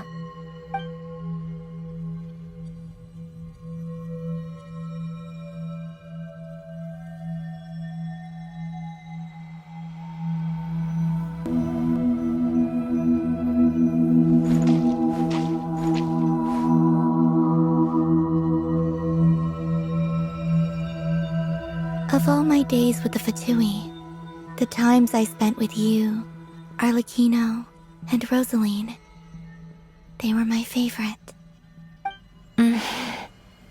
Goodbye, Sandrone.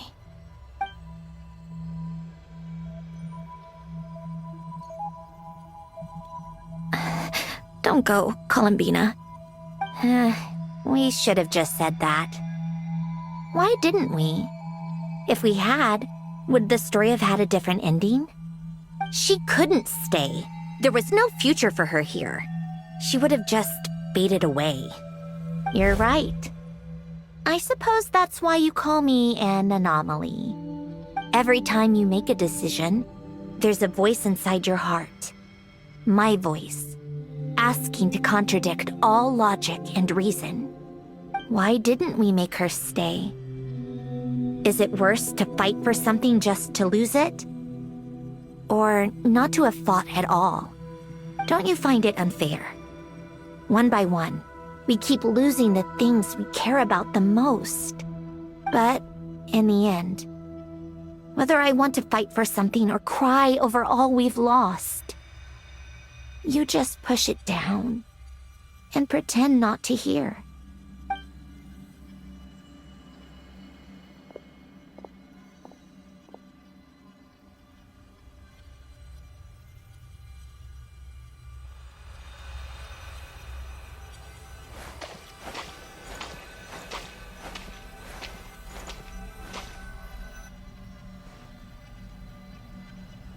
And now, even Polonia, the other half of Elend's legacy, the last remaining member of our family.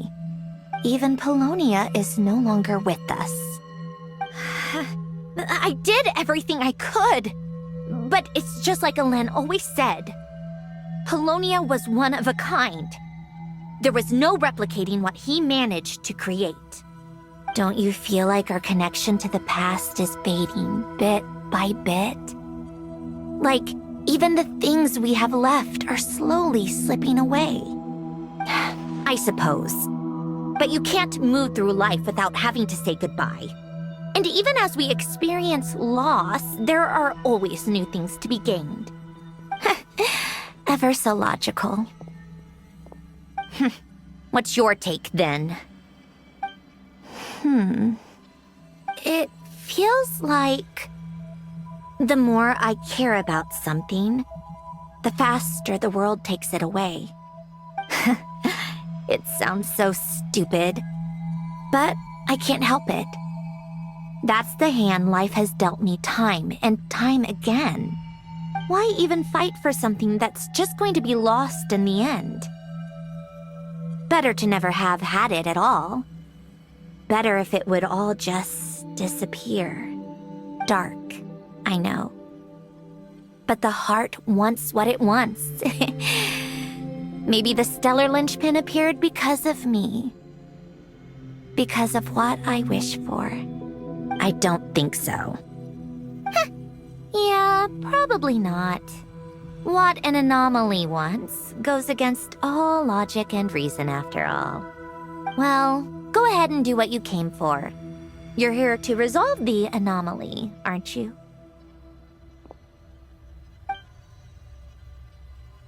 Yes. What's it gonna be? Keeping me imprisoned here like before?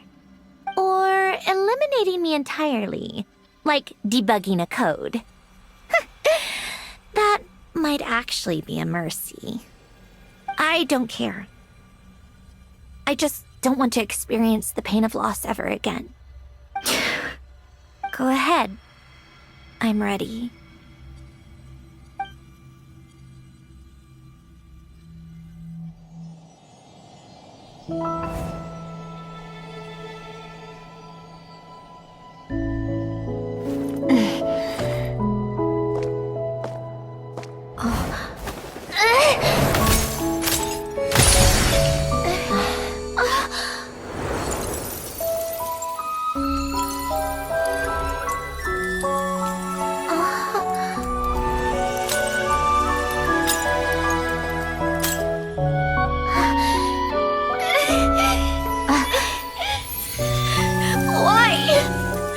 Why do we keep losing everything we care about? I know it hurts, but that's life. I wish... I know. I've always known. Because we've been one all along.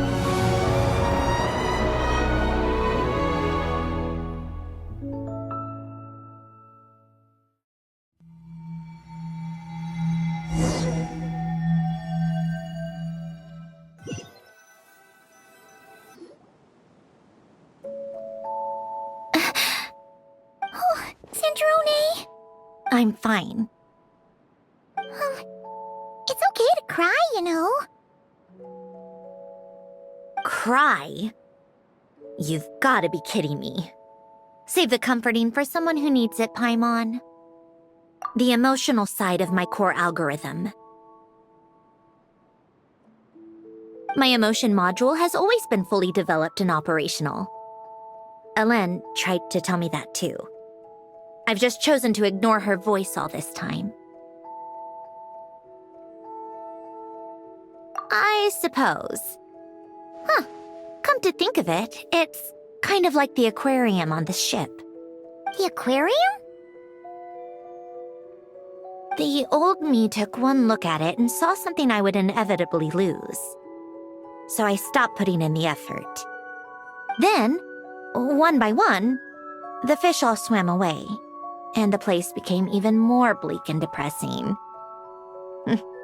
Pretty pathetic, right? Don't say that. A lot of people would feel the same.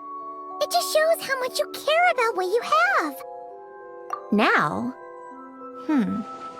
After seeing what you've done with the aquarium, I have to admit, I think it's beautiful. It's like you said, we get to keep the things we gain along the way. And those are things that can never be replaced, because we choose to hold them in our hearts. Well said. Besides, I've already died once.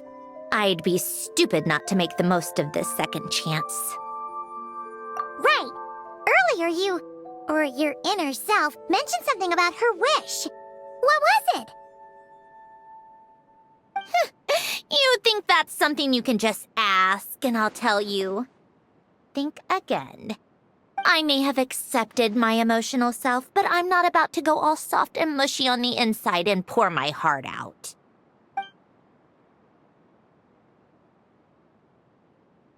That said, taking a step in the right direction couldn't hurt. Starting with cleaning some old aquarium tanks of my own. Huh? Metaphorically speaking, I mean. Come on, let's head back to the ship. I need to talk to that shaman.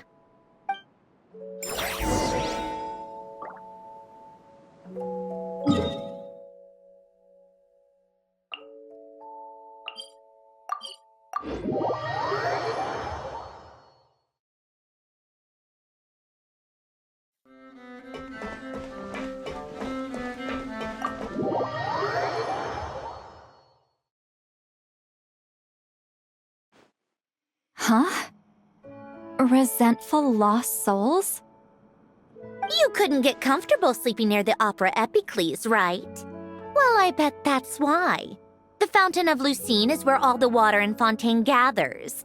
So that's where the emotions within the water converge as well. Hold on. If it's souls we're dealing with, feeling uncomfortable should have been just the beginning. I should have been able to hear their voices or something. And under normal circumstances, I'm sure someone of your talents would have. The problem is, these souls are no longer complete. Remind me how they ended up like that again? You mentioned something about them being split apart? Yes, it's called soul severing. Renee of the Nartsitzenkreuz Ordo came up with it. After learning of Fontaine's impending doom, Renee thought if he could find a means for the soul to live on in perpetuity, it might ensure the world's salvation. Soul severing was the first step of his research. Unfortunately, his theory of the four orthants was imperfect at the time, and a failure along the way caused his physical form to dissipate. Jakob, another member of the Nartsitzenkreuz Ordo, sought to carry on Renee's legacy and restore his physical form. He even used some of the people who stood in his way as test subjects for his research. By severing their souls? Yes. After Renee successfully awakened, the two continued their research, and all the severed souls ended up merging into Renee's consciousness. After you saved Fontaine by turning Fontanians into true humans, these souls returned to the ley lines. But the souls severed before Renee awakened had nowhere to go, doomed to forever wander the waters of Fontaine as listless spirits. Almost as if they exist outside the bounds of this world. Unrecognized by the ley lines or fate. No wonder I couldn't sense them.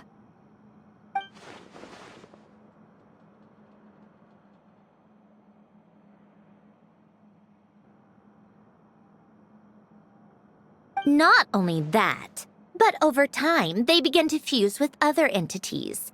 Their inner resentment lured in all sorts of evil beings, which corrupted and defiled them into nothing more than accumulations of filth. But the full transformation must have been recent. Otherwise, the Udex surely would have noticed. Wait, no, he must know already. That would explain the underwater melazine patrols. No wonder I kept running into officers from the Mara Chaussee Phantom earlier. In that case, let's go find Nervalette and we can sort it out together. No, Not just yet. Why not? For one, the diplomatic castle alone would be a nightmare. Even though I haven't reported back to Snezhnaya yet, I'm not planning to leave the Fatui anytime soon. Besides, with me here, success is a done deal. Involving other people would just complicate things. All I need is for Miss Seatlolly to help pinpoint the location of this monstrosity. Think you can do it? With my eyes closed. This is what I do. I'm a lot better at it than manning a desk, at least. But, how exactly do you plan on resolving this soul stuff? Even to me, there's no obvious answer. Seems pretty complicated, all things considered. Just trust me. I have the perfect solution. Oh, alright. If you're that confident, we'll follow your lead. Why the sudden interest in helping Fontaine with this, Androne? You never knew Renee and the others, right? No, I didn't. And you're right. This problem has nothing to do with me. I wouldn't get within 10 feet of the Nartsitzenkreuz Ordo or its members. But, in his later years, Elen told me he regretted not helping his best friend when he needed it the most. He also felt sorry towards Marianne, for being too lost in his mechanical research to look after her properly. If he were still with us, I think he'd do the same. He might have a few choice words to say about it, but even after everything, he wouldn't leave his friend's mess for someone else to clean up. Friends shouldn't hold grudges or leave behind regrets. Fixing what happened between him and Renee was one of his greatest wishes. All I'm doing is fulfilling it in his stead. You know, you really do seem a little different now. You mean everything that just happened wasn't for nothing? Why, thank you for pointing out the obvious, Paimon.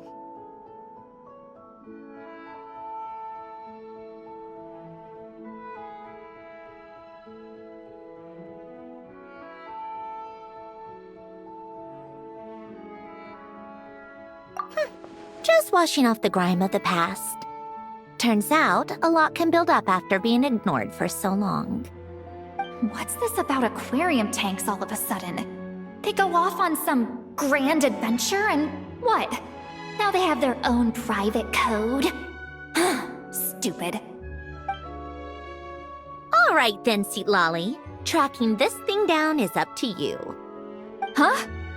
Oh, right. No problem. You got this, Granny Eatsley!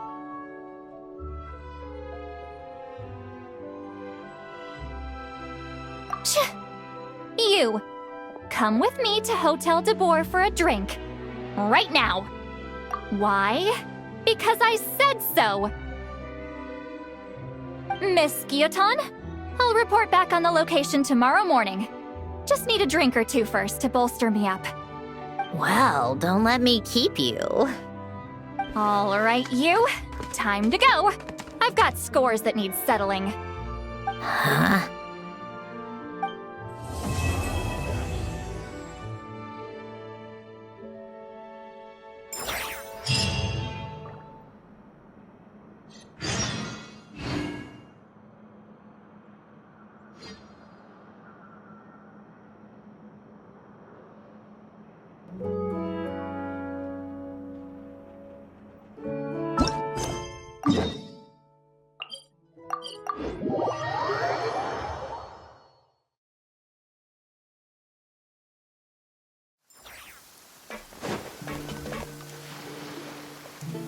Lolly sure drank a lot last night, huh? Wonder if she's even awake. Good morning. Columbina! Oh, you sure know how to make an entrance. What are you doing here? We just finished filming a last-minute scene, so I came up to get some fresh air. The others are still down below discussing what the final scene should be. You mean, how it should end? Yes, they're torn between whether the heroine should reunite with her old friend or not. Ah, because the whole point point is that she came to her friend's homeland to search for her, right? Oh, Paimon almost forgot the plot! Yes. Director Farina and Miss Chiori think a tragic ending where the two never meet would be more poignant. But Director Xavier thinks having the two reunite would make for a more touching and heartwarming ending. Me? I'm not sure. On a personal level, of course I want to see her again. Of course I want to experience that moment where we reunite. Even if it's just for the cameras. But that means an actor would have to take her place. And that makes me feel... Oh. Huh? Yeah, don't look so worried. Making a film is supposed to be fun. Besides, it's all gonna work out. You can trust Paimon on that. Work out?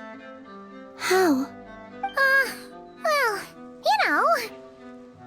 Yep, exactly. Okay, I trust you. I'll just focus on having fun for now. Well, well, look who we have here. Traveler and Paimon. Oh, the lighting specialist and clapper loader that never were. Yeah. We kinda went AWOL, didn't we? Sorry about that. Seriously, don't worry about it.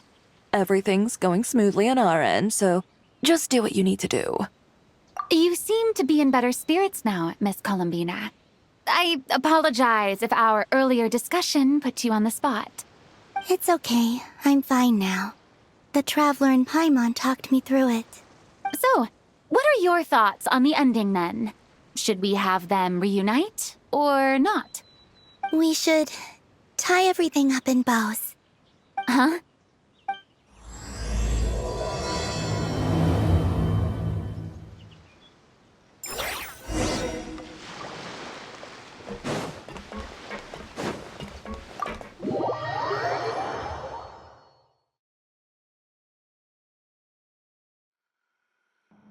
Lolly, we're here!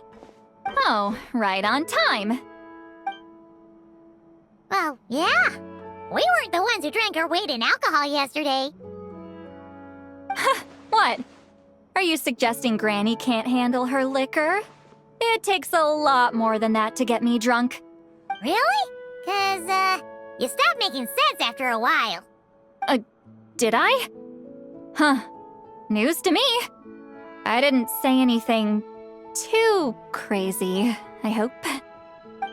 Let's see.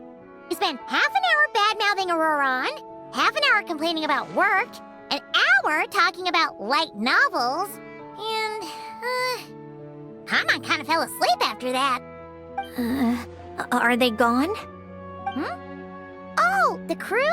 Yeah, we bumped into them on the deck, but they just left.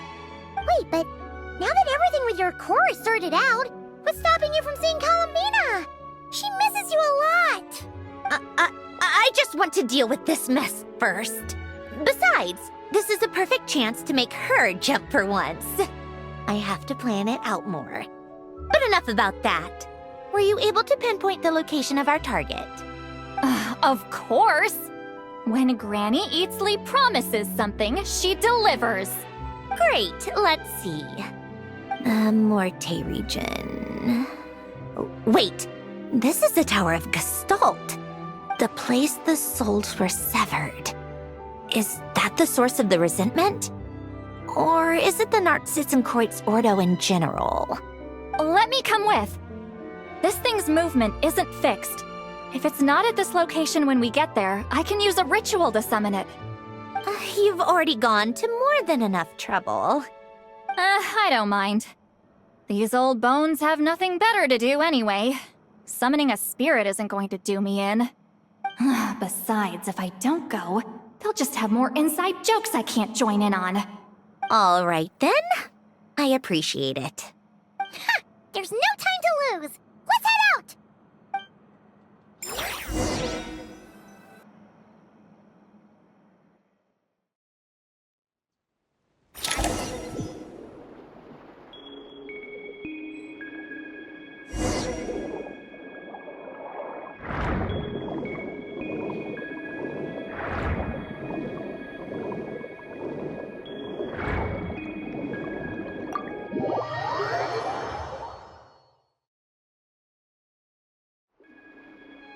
Huh, no sign of it so far. Should I start the summoning ritual? Let's drain the water from this floor of the tower first. It'll make it easier to move around. Wait, we can do that? Of course. Alain and Renee both saw the future that awaited Fontaine and even shared a few methods for waterproofing buildings. The principle behind it is... not important. Just unlock the mechanisms in the order I tell you.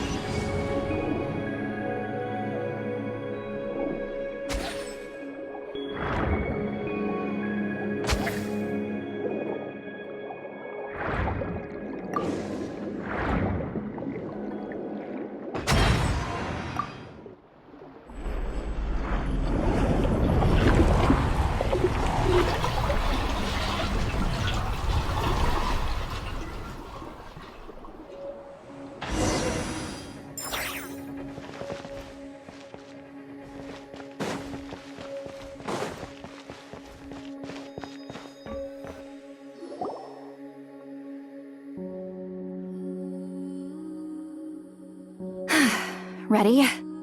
Yeah. When this thing appears, I'll try talking to the souls inside. But more than likely, they've already been driven to madness. If communication fails, we'll have a battle on our hands. In that case, Paimon better find a hiding spot.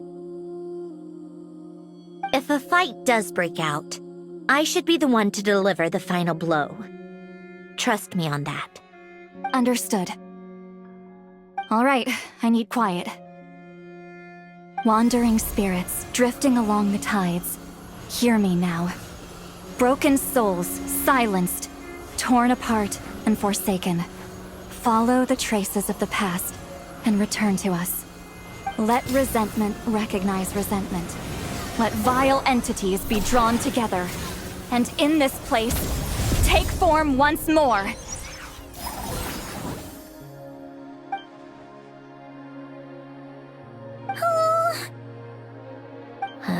What now?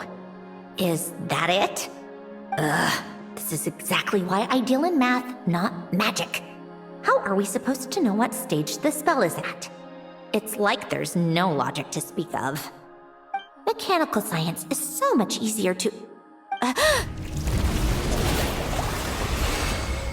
Watch out!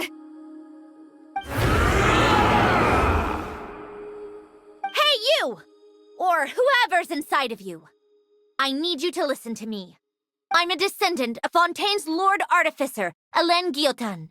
I can make you whole again and return you to the ley lines. You just need to work with me here.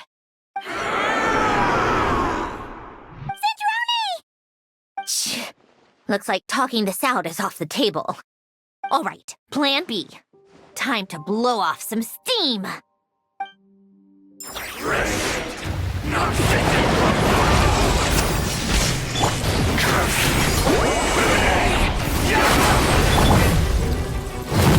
You're cursing out the wrong person!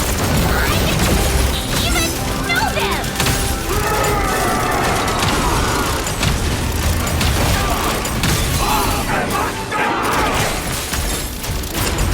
Most of them already did, but you still have a chance to return to the light and reunite with your family!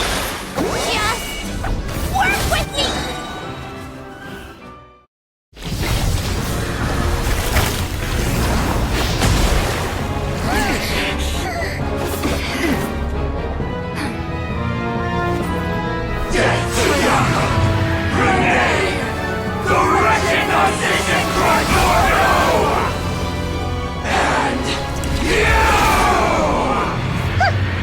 I told you I'm not like them.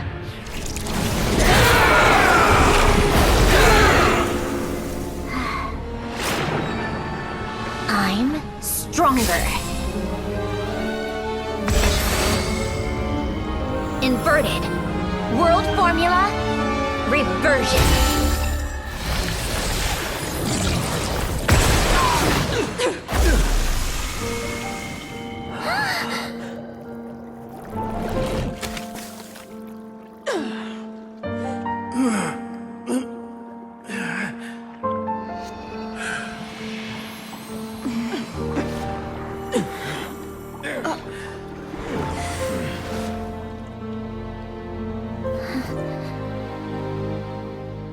Be at peace among the tides. Lost souls.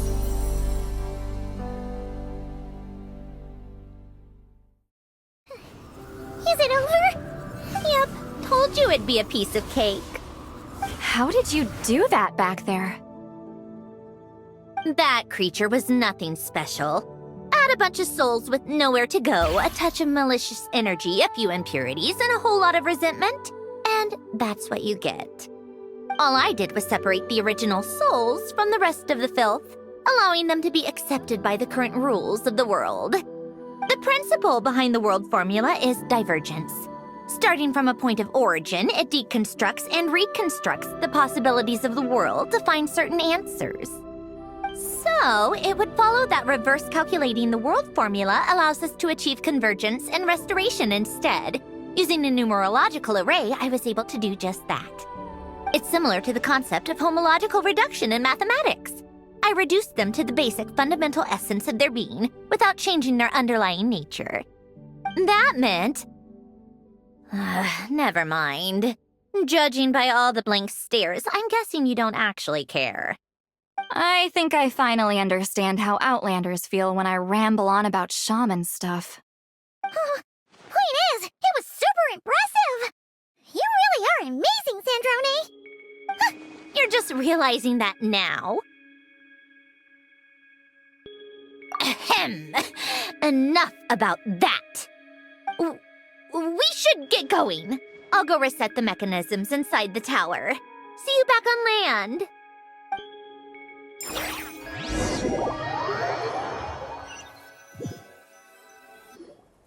Well, that's one old mess for the books. Glad to have that over and done with. Feels nice to do a good deed every once in a while. You helped everyone out a bunch and not cry, too. Kinda seems like you're just a good person at heart. I wouldn't be so sure. I'll be heading back to the Fatui soon enough. You two are too trusting sometimes. Fine. Just don't say I didn't warn you when it comes back to bite you. Well, where to next? Back to the ship? Yeah, your personal business, the Narcitzenkreuz thing, it's all resolved. That means you can see the people that need seeing now, right, Sandrone? Oh, everyone's gonna be so happy you're back! You wouldn't catch me dead admitting to this before, but... yeah, I really have missed everyone. Columbina's a special case, though. This time, I'm definitely getting her back for all her annoying antics over the years.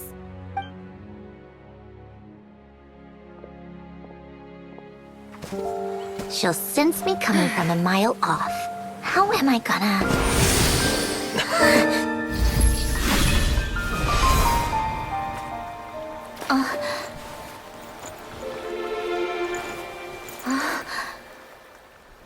Sandrone? Is it really you? You're back? You didn't tell me. You avoided me. Why?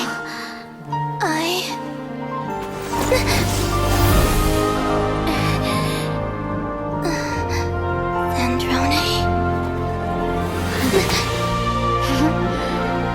Now we're even. I missed you so much. That makes one of us, idiot. I'm here, Columbina.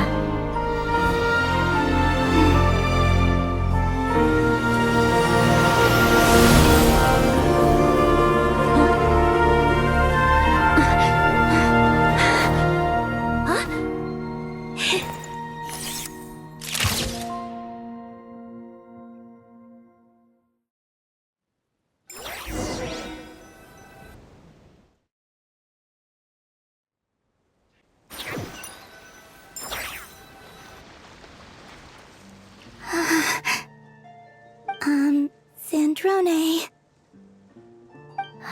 Don't ruin the moment. Or I'll start thinking about how you teleported me to a random location after I explicitly told you to stop doing that. And scene! Bravo! Bravo! We got it! This is exactly the ending I was hoping for. Huh? Where did you just go, Miss Columbina? You vanished, and then the next second you were back hugging this, new friend here. That was all on camera? Yeah. Well, the camera was already rolling and it happened so fast, so yeah. Hold on. This must be... Yep, my best friend. The one I was looking for. I never thought I'd actually get to see her again. I'm just so happy. Plus, the film got a happy ending too. It's all thanks to you, Sandrone. Sandrone? You couldn't stop being annoying for 1 second? Columbina! Ah!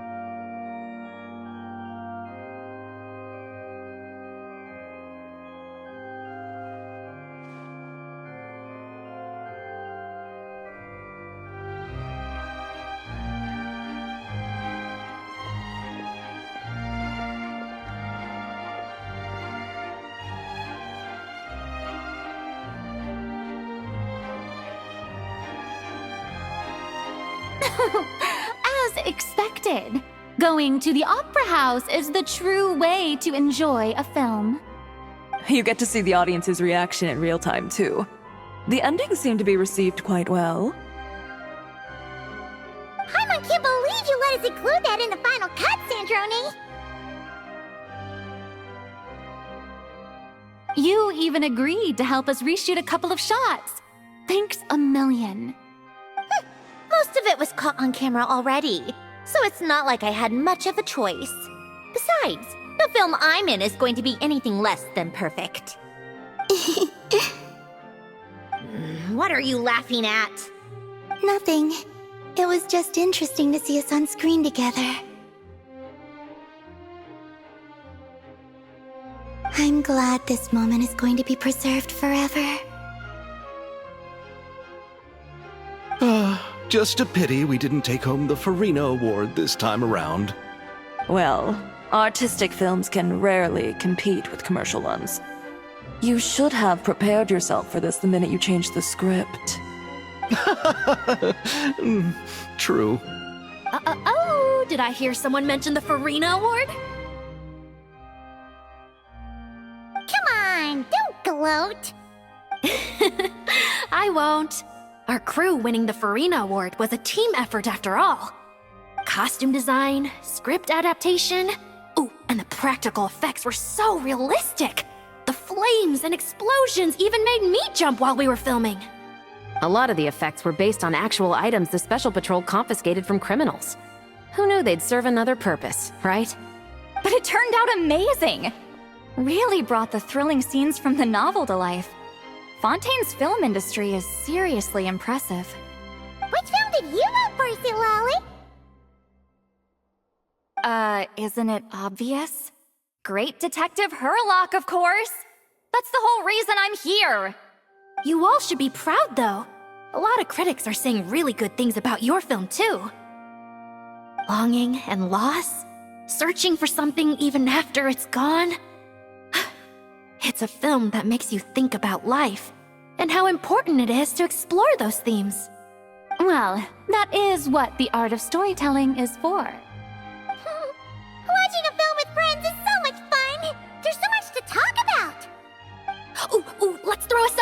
in later then. We're all old friends. Oh, we could find a place and chat to our heart's content. How about the Winglet? That's perfect! Friends and family are more than welcome too. So if you want to bring people, don't be shy. You all can head over first and make yourselves at home. I'll bring over some refreshments in a bit.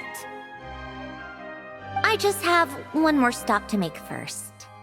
Can I come?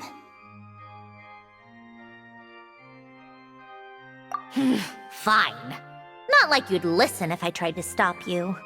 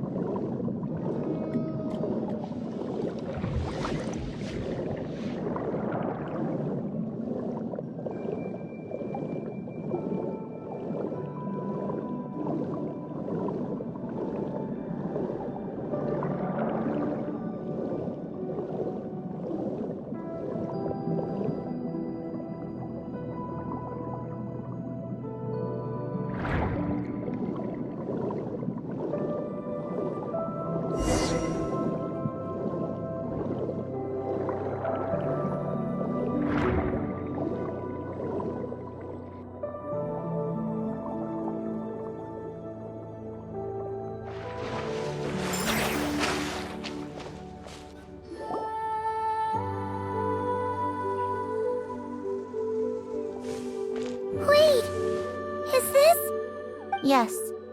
Here lies Lord Artificer, Elaine Gaeltan.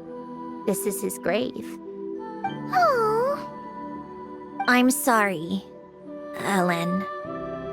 I'm sorry this is the first time I've been back since leaving Fontaine. I should have come to see you more often. I got your gift.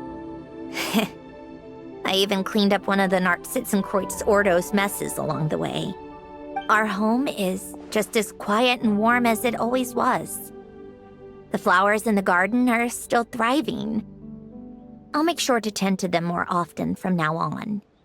Polonia received irreparable damage in battle.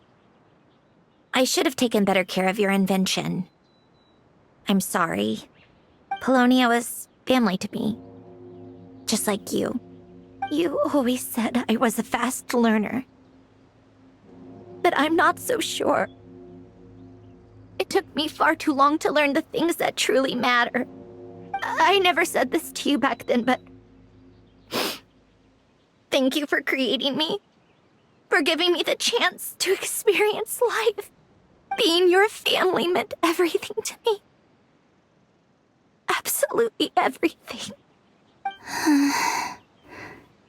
Can I say a few words as well, Sandrone? Don't need my permission. Hello, Mr. Guillotin. I'm Sandrone's friend. You don't need to worry. Sandrone is doing great.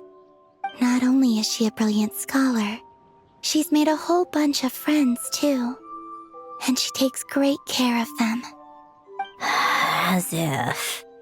She'll never admit it, but she's always there when her friends need it the most. I wouldn't even be here without her. So, if she ever needs help, her friends will be there in a heartbeat, including me. That's what best friends are for. Columbina. What else? Oh, she likes drinking bitter coffee, listening to piano music when she can't sleep. Turns out she even likes giving hugs. No, wait! Don't tell him all that! Huh? I don't understand. I didn't think you'd want to hide things from him. Well, yeah, but there are still things I don't want to say. Okay. I'll come by myself and tell him for you then. That's not what I meant! All right. Enough with the speeches. If no one has anything else to add, let's just leave it there. Should we say a few words too? Kinda seems like Columbina said it all. Oh, great idea!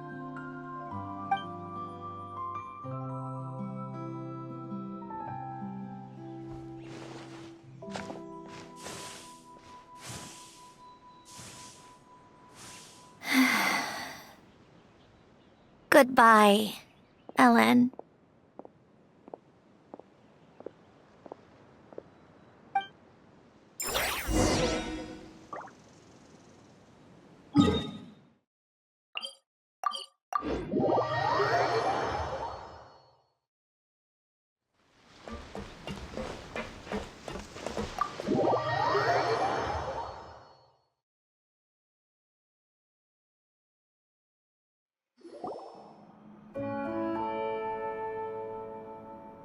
You made it! The party's already started. Oh, but, you didn't bring anyone else along? I thought you headed out to invite some friends. We did invite a friend, actually. She'll be here soon. She's even bringing some desserts to have over tea. You should join us later, Miss Farina. I do love a tea party. Then don't mind if I do. This seems like a fun occasion. Let's go talk with everyone. Good idea! We'll introduce you to all our old friends.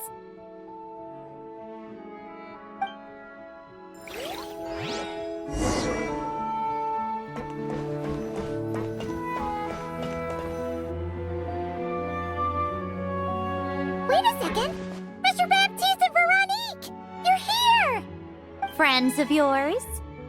Veronique is the prop manager for Musketeer Pictures, and Mr. Baptiste is the author of The Two Musketeers. Yeah, former prop manager. Now we're just two criminals serving our time. Thanks to Duke Risley and Nurse Sijwin looking out for us. Not too bad, actually. You make it sound like I'm giving you special treatment. I just think the method of justice you chose to pursue is one people can respect. You are far too modest, Your Grace. The only reason we were even able to come to the surface for the festival is because you fought for it. It's also just good for the physical and mental health of the prisoners in general. Anyway, I suppose I have you to thank for keeping the winglet in such good shape. I never knew she could look so striking. I didn't do anything special. It was mostly the Traveler and the others. Don't sell yourself short, Miss Guillotin. You are the current captain, after all. In light of that, I have to ask, do you mind if I leave up some of the installations so the people back at the fortress can also enjoy the aquarium? Huh? Like I said before, I just think it would be good for the inmates who clean and maintain the winglet to see their work put to good use. Besides, maintaining an aquarium is sure to be a lot more interesting than scrubbing rust off the walls and deck. Oh, of course I don't mind. I'm grateful you even want to keep it. Great. Then it's decided. That's amazing, Sandrone. We should go hang out at the Fortress of Meripede later, then. You do know you just invited me to hang out in prison, don't you?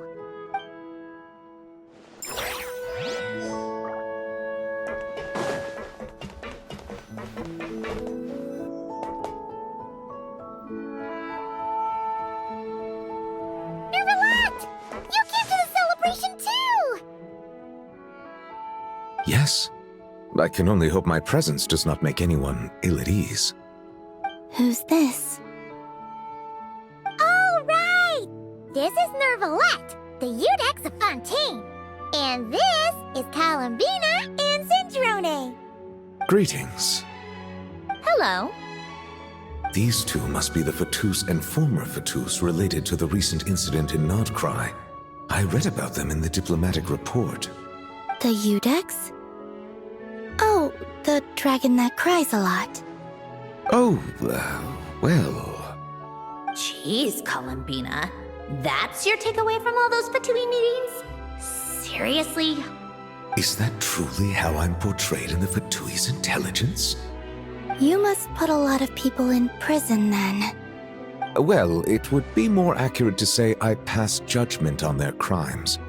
All trials in Fontaine strive for fairness and justice, so as to avoid imprisoning the innocent. So, only the people who deserve it get sent to prison. Well, deserve is quite a subjective metric, is it not? At the very least, I can promise that in every trial over which I preside, I make every effort to deliver a fair verdict.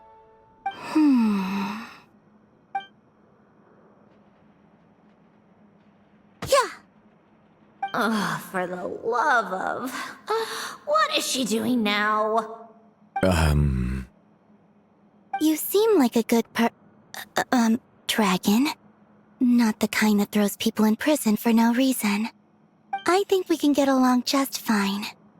Well, thank you. Then she punched me because... Sorry, Nervalette.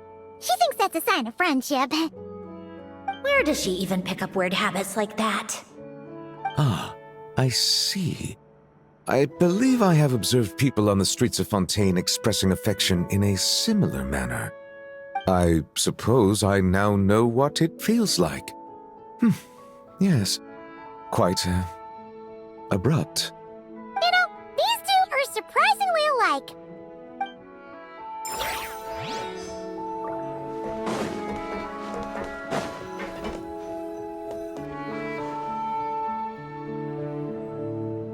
You made it.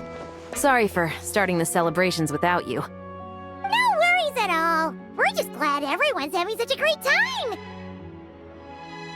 Oh, right. You've probably seen them around already, but let us introduce you for real. This is... Miss Columbina and Miss Guillotin, right? Oh, we saw the film you were in. It was so touching. Yep. This one started bawling her eyes out right next to me in the theater.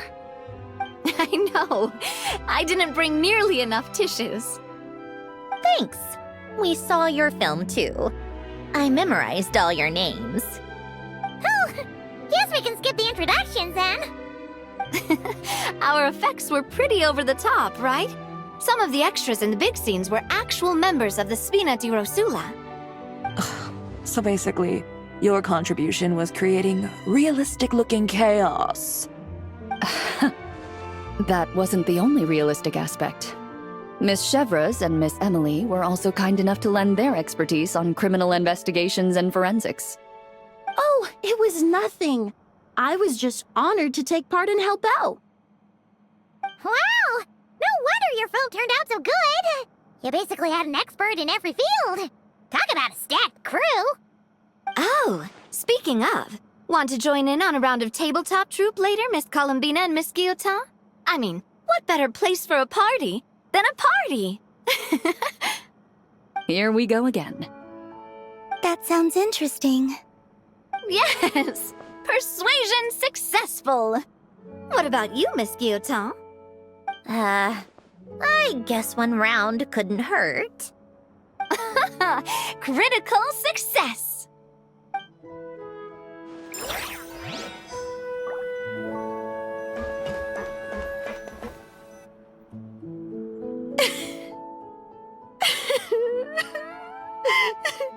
What a dream come true! For once, it all worked out! I can die without regrets. Let's not get too ahead of ourselves, Director Lapine Pauline.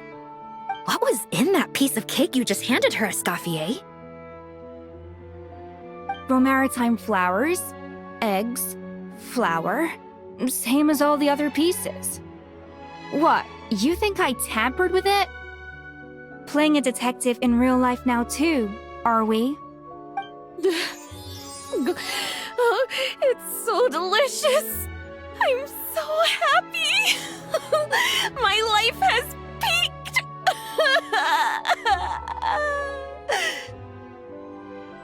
Miss Lapine Pauline, look who I brought! Master! Wait, what happened to your face? Why are you crying? Never mind my face. Here, let me introduce you. This is Miss Charlotte and Miss Escoffier. Things are sounding lively over here. Oh, look who it is! Perfect timing. I was so busy with the shoot, I feel like we barely got to talk. Ah, and the elusive Miss Guillotin. It's great to see you! Thank you so much for letting us use the boat free of charge! That was so generous of you! Oh, right. Introductions. This is Miss Charlotte and Miss Escoffier. That's kind of you. But I didn't really do anything. If you want to thank someone, it should be the Duke or the people who keep the boat in such good shape. Right. I'll head over in a bit and do just that. Miss Columbina? Yes? Could I interview you sometime? I'll treat you to some gâteau de bois for the trouble. There's only a limited amount available each day. Oh, but it's an absolute must-try when you're in Fontaine. Oh, sure. Bold of you to use my own cake as a bribe right in front of me. You know what? When else are we all going to be together like this? Come on, everyone! Grab your drinks!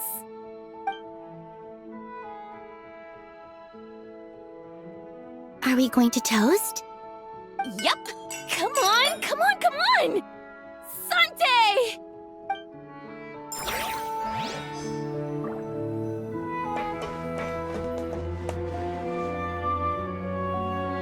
Granny Eatsley, you're really not going to let us borrow these cute little stuffed toys for our magic show? First of all, Seat Lalin and Eats Papa are Chi-Chi meal. They have inauspicious stars sealed within them, and they're my helpers, not toys. But the Grin Malkin Cat and Boggle Cat box are Linny and Lynette's helpers. And they still make good partners on stage. Agreed. We've never had a Chi-Chi meal pop out of our hats before. It would be quite the surprise. I think the audience would love it. If this was the Masters of the Night Wind, these kids wouldn't have even had the guts to say my name, let alone pester me like this. I'm terrible at dealing with requests like this. Oh, Traveler, quick, save me! You think you're so funny. Lady Sandrone, Lady Columbina. Hello. Don't look at me like that. I don't have any mechanisms for you to break. Don't be fooled by my sister's demeanor, Lady Sandrone. She's just as delighted as the rest of us to have you back. Well, I suppose when I'm not so busy, I could find some time when Arlecchino is around and bring over a few gifts to the House of the Hearth. You're too kind, Lady Sandrone. I'm sure just your visit alone would make Father more than happy. I just need to borrow them for a bit. I'll pull them out of my hat, give them a quick hug, then give them straight back. When did hugging become a part of it? Oh! I could lend you Pear, so you have something to hug in the meantime. He gives really good hugs. I don't need something to hug in the meantime. The issue was never the hugs. How about this? You can have 2 VIP tickets right next to each other. Excellent view. Right next to each other?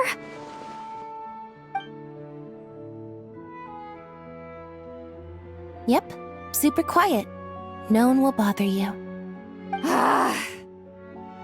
I'm sure you'll have a great time. Fine. Oh, looks like Arlecchino's here. Come on, Columbina.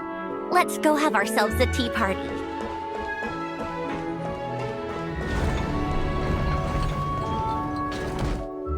Well, it's been quite some time since the three of us gathered to drink tea like this. Yes, but your tea is as good as ever, Sandrone. Of course it is. The pastries you brought aren't half bad either, Arlecchino. I'm glad to hear it. Are they to your liking, Miss Farina? If I remember correctly, this particular cake is your favorite. Yes, thank you. The tea and pastries are absolutely delicious. I can't believe I'm casually sipping tea with 3 harbingers. Or are some of them former harbingers? Who knows? Due to diplomatic reasons at the time, our last tea party was rather tense. wasn't it, Miss Farina? You have my apologies. But this is simply a casual gathering of close friends.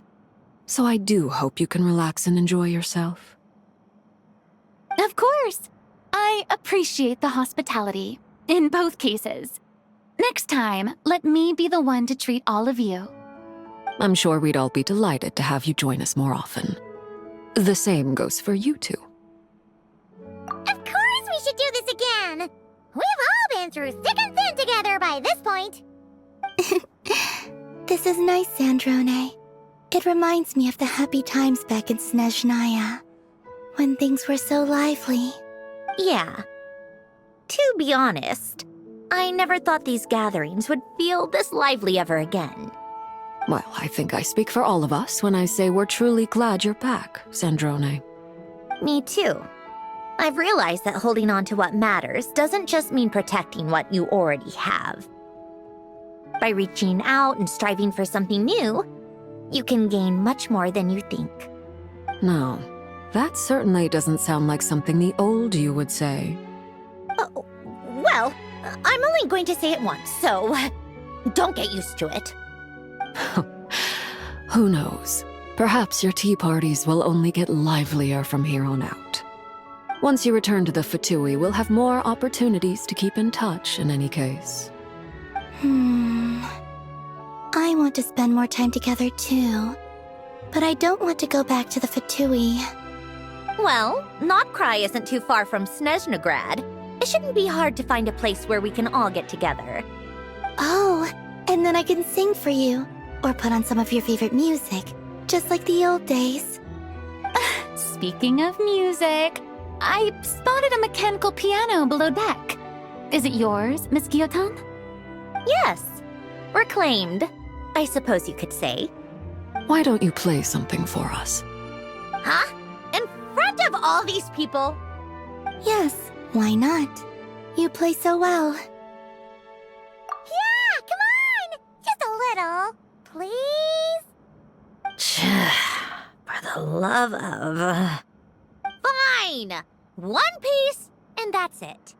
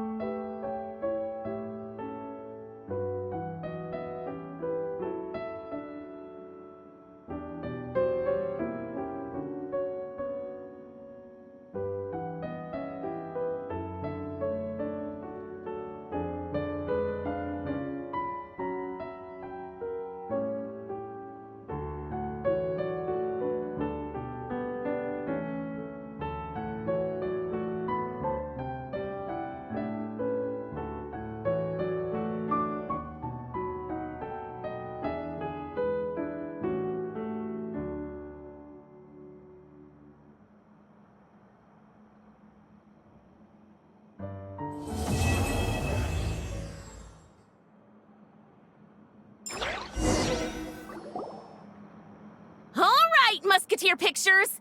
Everyone ready? I'm not sure I should be in this one. Of course you should. You might have primarily helped out another crew this time, but you're still a member of Musketeer Pictures. All right, thanks. I'll still stand a bit off to the side, though. Can I be in the picture too? Of course, Miss Veronique. I would have loved to have you in the last one too, if circumstances had allowed it. Thank you, Director Xavier. Do I really have to be front and center? You're one of the lead actors! Of course you do! Nervous, Androne? No! All right, look at the camera! And 3, 2, 1. Musketeer Pictures!